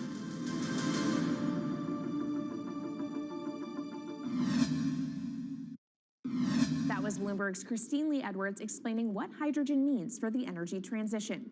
But how are businesses approaching the sector? Well, one of Australia's richest men is making a big play into hydrogen. Andrew Forrest, better known as Twiggy, made his fortune from iron ore, being the chairman, former CEO, and major shareholder in Fortescue Metals, one of the world's biggest miners. But after having made over $10 billion in profit from the metal in the last fiscal year, Twiggy wants to transform Fortescue into a clean energy company. He's been scouring the planet in search of investment opportunities in hydrogen and renewables. The firm plans to allocate up to 10% of its annual profits for green energy investments and is exploring projects across the globe, from Indonesia to Argentina. Francine Lacqua caught up with Twiggy Forrest. There's only one type of clean hydrogen, all the rest is dirty. Yeah. That is green. If you just say green hydrogen is clean, the rest is dirty, then you've actually nailed it. And, you know, anyone else who produces any other rubbish, any other argument, just look them there and say, why is global warming accelerating if anything you're saying is true? And then you'll know, actually, it's greenwashing. Yeah, but there's a lot of greenwashing because I keep on being told it's a transition. We can't just, make the transition at a click of a finger. So what are we doing wrong? What can we do better? I don't remember the personal computer having to transition the typewriter. I really don't remember that. I don't remember the smartphone having to transition the pocket calculator and the old connection lost. You know, its transition line is complete rubbish. The lie got put to it 2 days ago when JCB, a really loved British company, every right for the country to be proud of JCB, and Fortescue, holding a bit of a similar reputation, fantastic track record, everyone's done super well from Fortescue, huge balance sheet, super strong. When those two companies got together and agreed a $79 billion US agreement per annum, right, then that's a real wake-up call to say, hang on, green hydrogen is obviously commercial now. You know, every other form of fossil fuel hydrogen, you know, it can compete with it on price, it can probably lose on price, but what we know, it is cooking the planet. And only green hydrogen zero methane, zero carbon in the supply chain. Don't worry about the molecules in the supply chain. But at the moment, we're not even phasing out coal, if you look at the G20 communique. So we have a long way to go to talk about only using green hydrogen. Yeah, so look, I have a call, which I'd like to make now, that the world should not fund any more coal-fired power stations, coal mining projects, ever. We should wind them down as quickly as possible because they are cooking the planet just like grey and blue hydrogen is cooking the planet. Yeah. You know, hydrogen, which is not made from renewable electricity, is releasing 10 to 16 times more carbon, let alone the methane, which is worse, than it is hydrogen. So we've just got to stop doing things which are self-harming under the guise of greenwashing. So why are leaders so slow? Even if you look at the appetite for ESG investments, they're growing exponentially, so are emissions. So where are we allocating capital? Okay, so take the recent G20.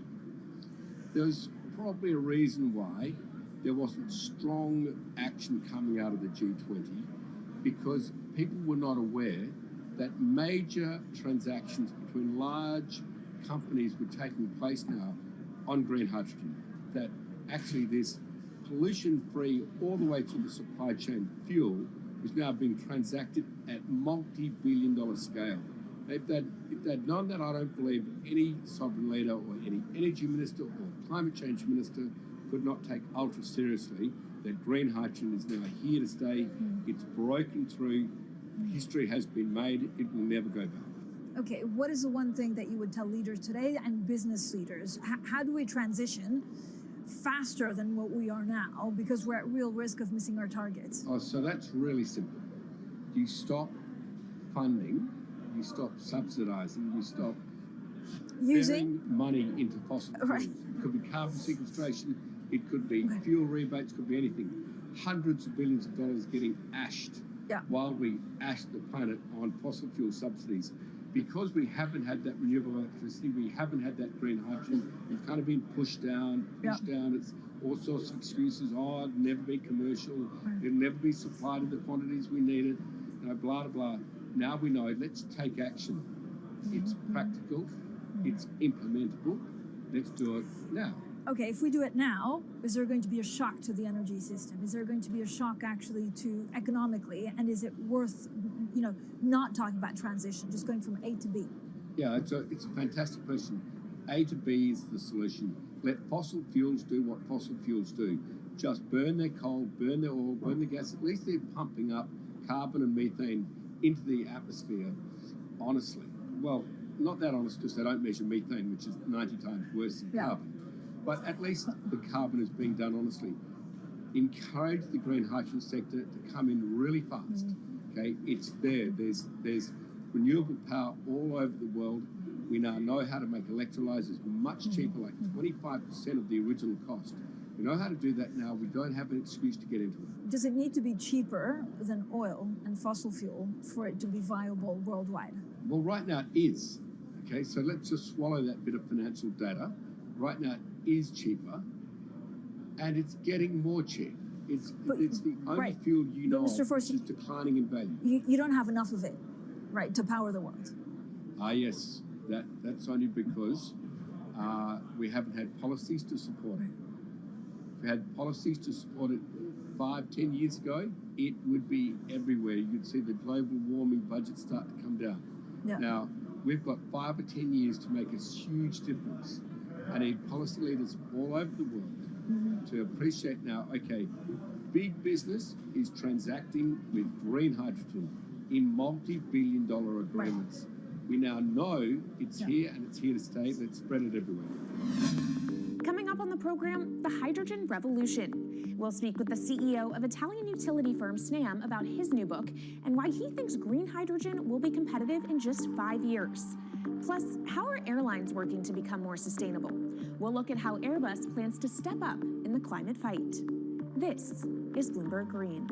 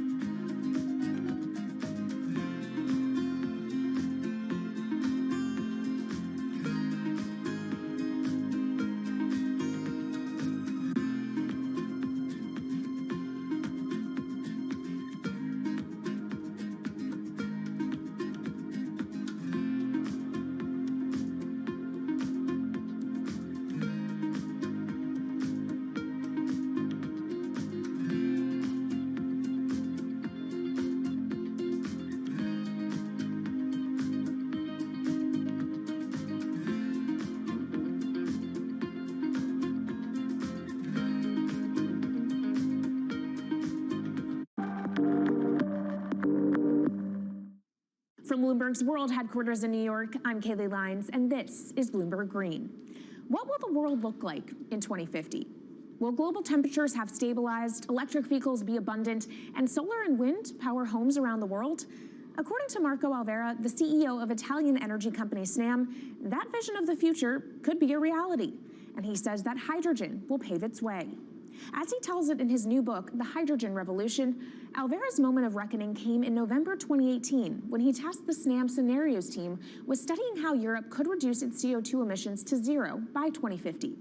Looking through the results of the study, Alvera said he was struck by how much hydrogen was in Europe's energy mix by that year.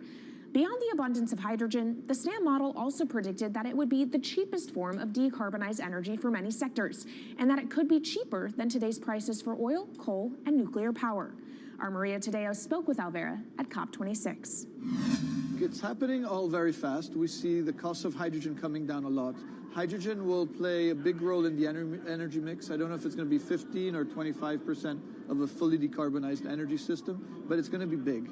Costs are coming down, and people are waking up to the fact that it's the only way to decarbonize certain sectors, the so-called hard-to-abate sectors. And you say it's the only way and the costs are coming down. Where do you see prices moving? Because a lot of the reticence at times has to do with the pricing, that some argue, well, it's still not the cheapest option out of the market.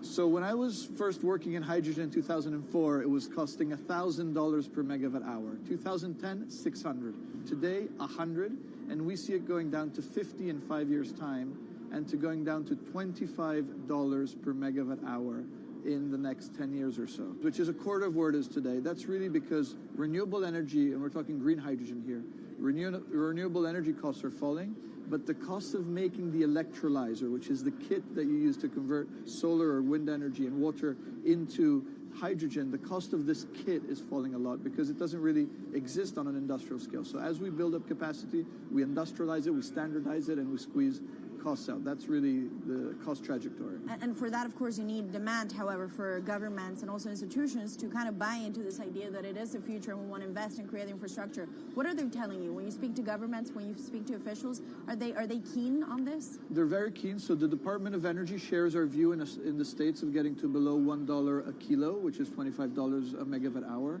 The European Union has a hydrogen strategy, which is very clear, and several member states have the same. Chile wants to export a lot of hydrogen. China's big on hydrogen. Australia's very big on hydrogen. Japan is blending already hydrogen. So I would say the world is now really focused on this because it's the only way to store energy for a long period of time economically is to convert it into either a liquid or a gas.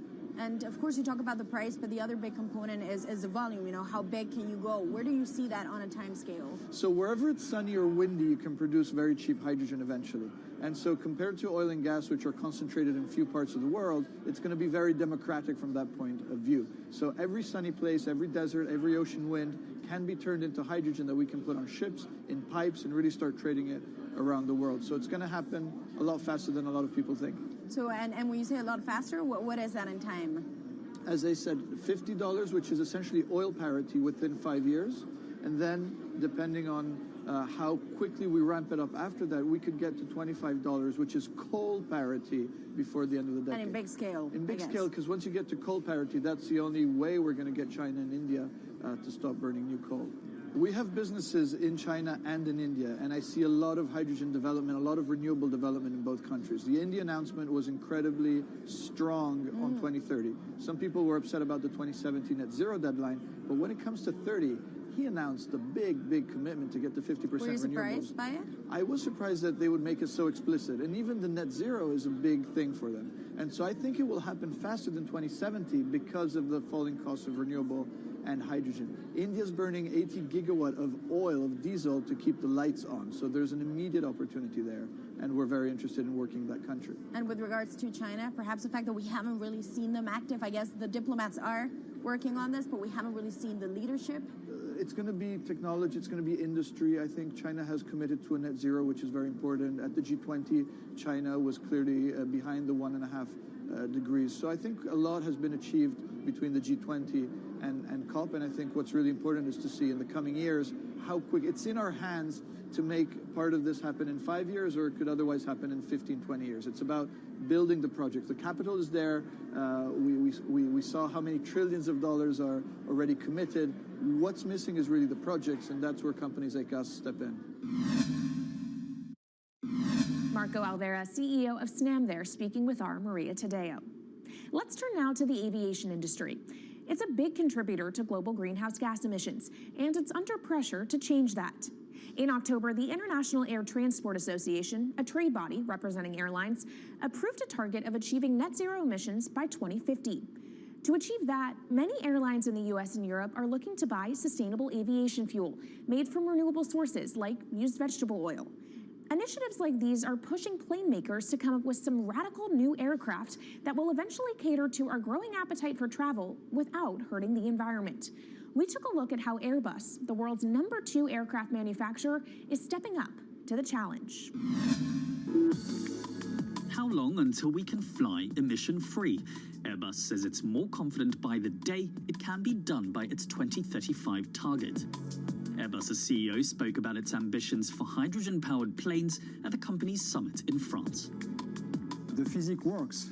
Hydrogen technologies are not new. They are used in other sectors. We use them in space on our rockets, and we don't need the laws of physics to change to be able to use hydrogen on our planes. So every day we become more confident, but we think we need to have a plane, we need to have the right fuels, the hydrogen available in the right quantity at the right place at the right time, and we need the regulations to be ready. So we really need the work and the collaboration of many people around the globe to make it happen on time. But it could be a long wait until green passenger jets go mainstream. Larger aircraft with more than 150 seats are not expected to feature globally until about 2050. That means manufacturers and airlines today are under growing pressure to ramp up short-term innovations to cut their carbon. In the long term, meeting the ambitious plans for so-called green hydrogen means building a giant industry almost from scratch. To make that happen, British airline EasyJet is among those saying governments need to get involved and fast. Aviation's emissions over the last 3 decades leading up to the pandemic grew by about 80% to over 1 gigaton, and that's projected to double by 2050. According to Bloomberg NEF, about half of the airlines with the largest global market share have set net zero targets by that same date, nearly 3 decades away.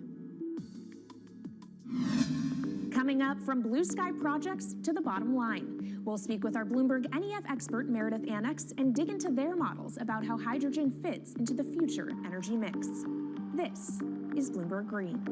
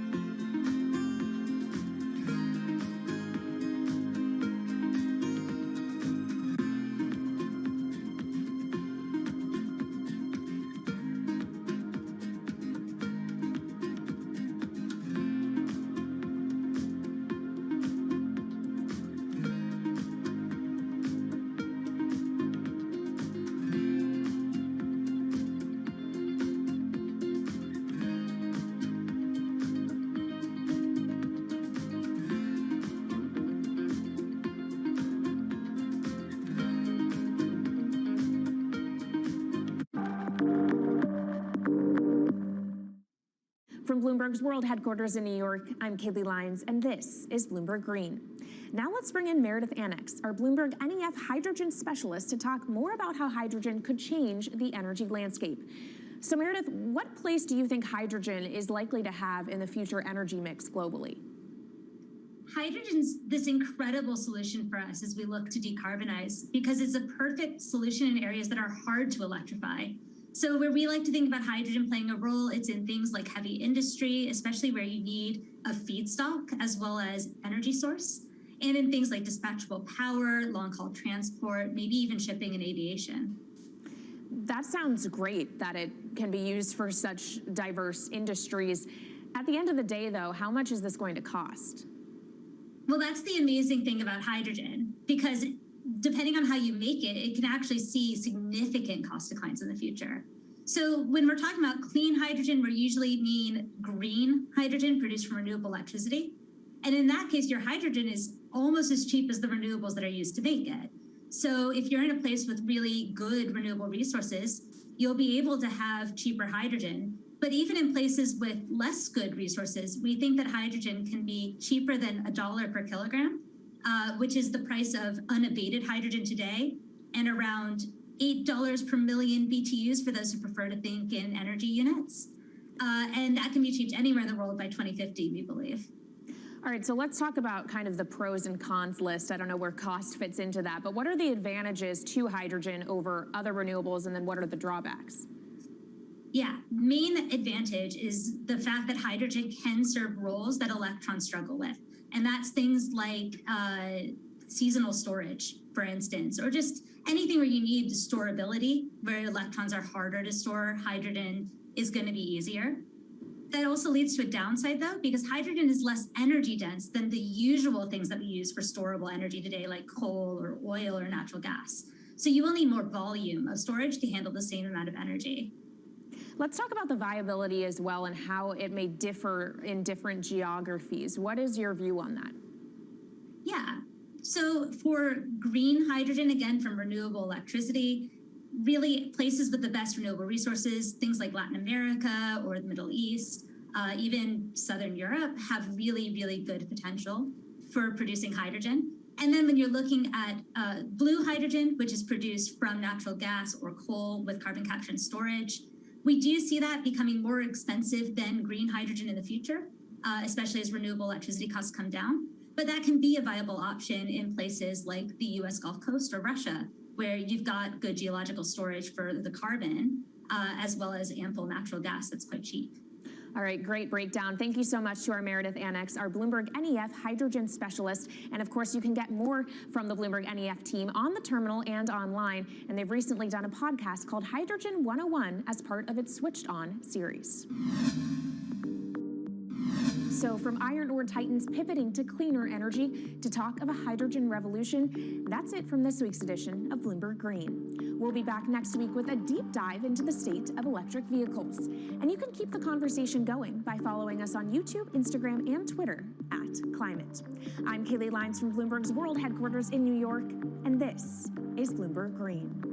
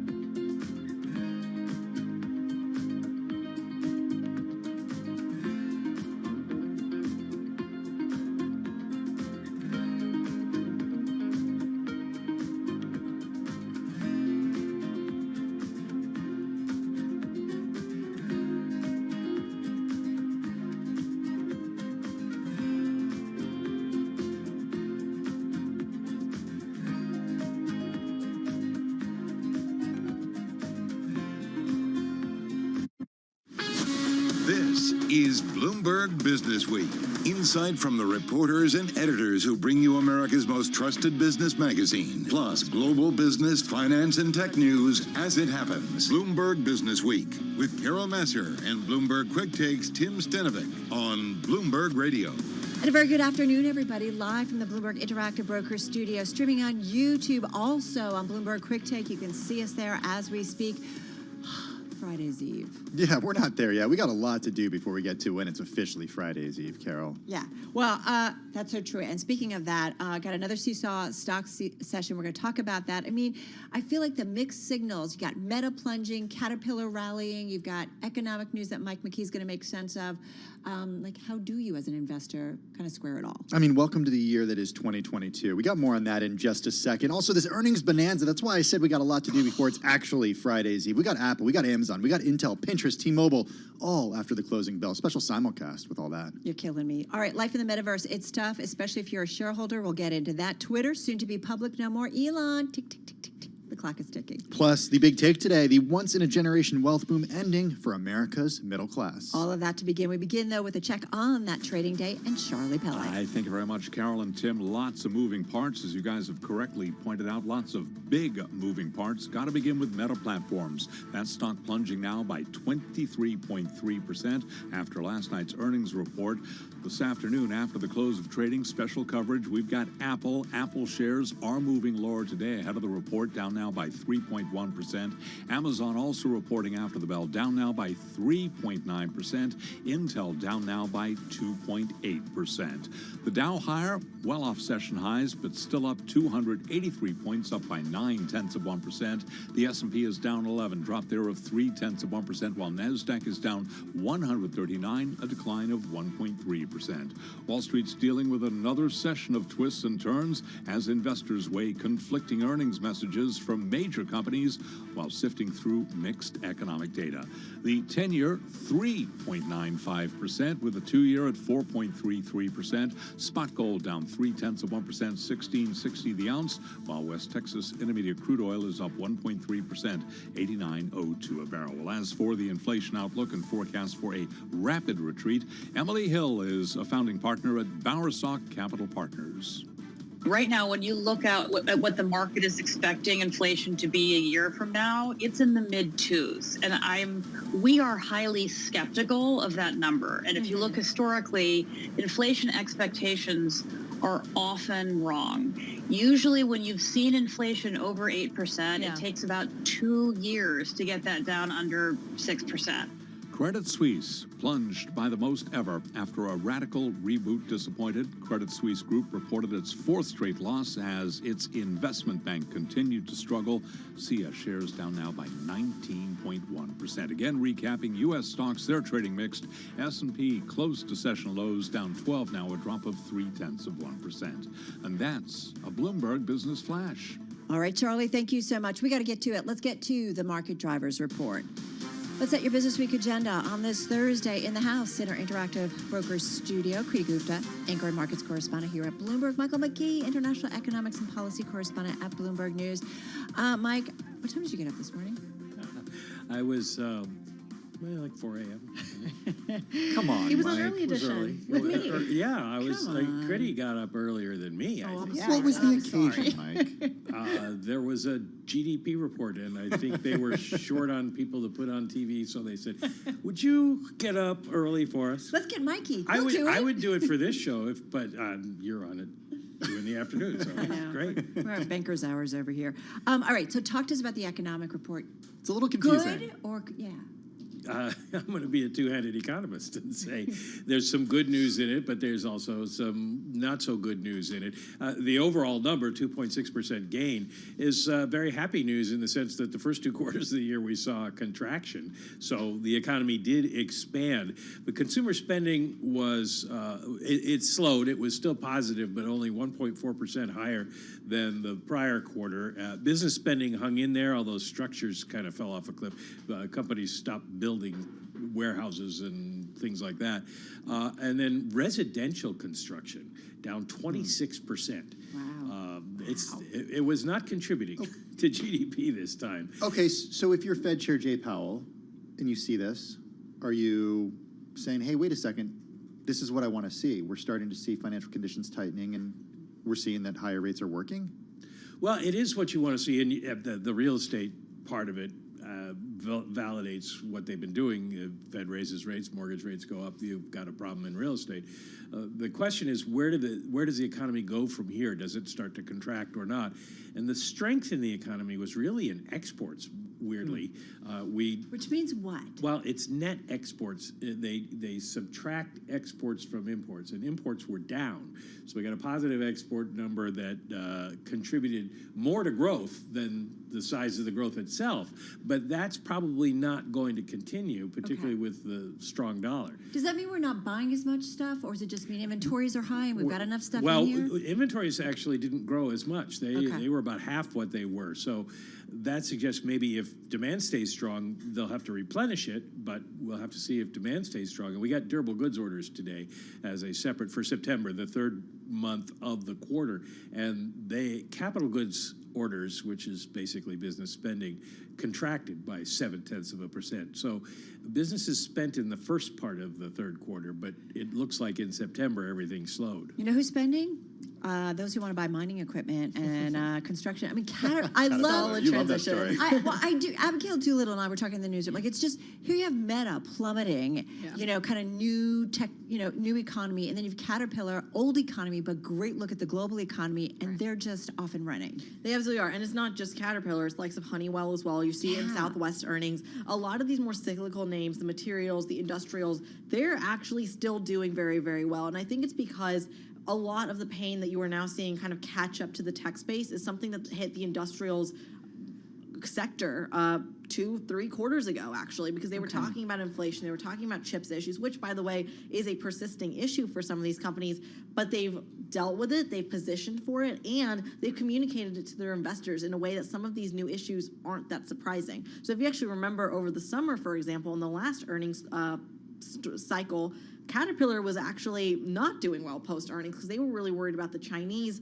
exposure, the property sector there. So a lot of these stories that you're seeing in the tech space, inflation, a slowing consumer, it's already been priced into a lot of these companies. But on top of that, the bar is even lower for them, and now they're beating. Well, Mike, I want to bring you in because I remember when I did a deep dive in Caterpillar a few years ago, you're like, man, these are the guys, like, they have their own economics department. You really care what this company has to say. Yeah, you do. I mean, they understand the global economy from a fundamental sense in a way that many companies do not. And one of the things that's happened is we've passed the infrastructure bill. And so I've driven some highways around the country in the last couple of weeks, and it seems like every one is under construction. And as that picks up, that's going to be a support for the economy that people aren't necessarily thinking about because it creates jobs and it creates spending on materials. It is, except that the Chinese build things they don't need, and anybody who has driven or ridden the trains or whatever knows we need to build. Yeah, that's true. And outside of their country too, oftentimes they're building, which is really interesting. Hey, Creedy, before we let you go, what else are you keeping an eye on when it comes to today's trade? Because it's kind of a confusing one. We saw stocks in the green, we saw stocks in the red, and the narrative early on was the GDP figure was booming stocks higher. Yeah, it's a tug of war a little bit, and it's not just the GDP figure. You also have to look at what's going on across the Atlantic. The ECB hiked 75 basis points. It moved the bond market, which then moved the dollar, which then fed back into stocks. It's all this kind of I've heard people say it was kind of a dovish move. That's a Michael McKee question. Well, it was dovish in the sense that they did not tell us what they were going to do at the next meeting in December, but they said they would do hiking in several more meetings. So if you don't think they're going very high, they spread it out. And that's why it was seen as dovish. But I mean, if wish were father to the man there. Nicely said. Toss the hot potato to Mike. Last to you. Speaking of hot potatoes, we've got some hot earnings after the close. What are you kind of thinking about? Because how it could impact the trade tomorrow. Yeah, well, Ed Ludlow made a really crucial point on Amazon specifically. He said that, look, this is a consumer company. We tend to look at it as this consumer bellwether, but under Andy Jassy, it's going to be more of an AWS company. So it'll be more in line with what you're seeing with Apple or Microsoft. So I think that's the pivot you want to watch. Andrew, Andy, AJ, what do we call whatever his name is. I know, exactly. All right, let's get to World and National News and Nancy Lyons. She's in D.C. Mike and Creedy, thank you. Thanks, Carol. President Biden is cheering the latest GDP report showing the nation rebounding in the third quarter, growing at a 2.6% annual rate from July through September. Great economic report today, the GDP report. Things are looking good. Today's numbers snap 2 straight quarters of contraction. But inflation continues to be on the minds of voters with the midterm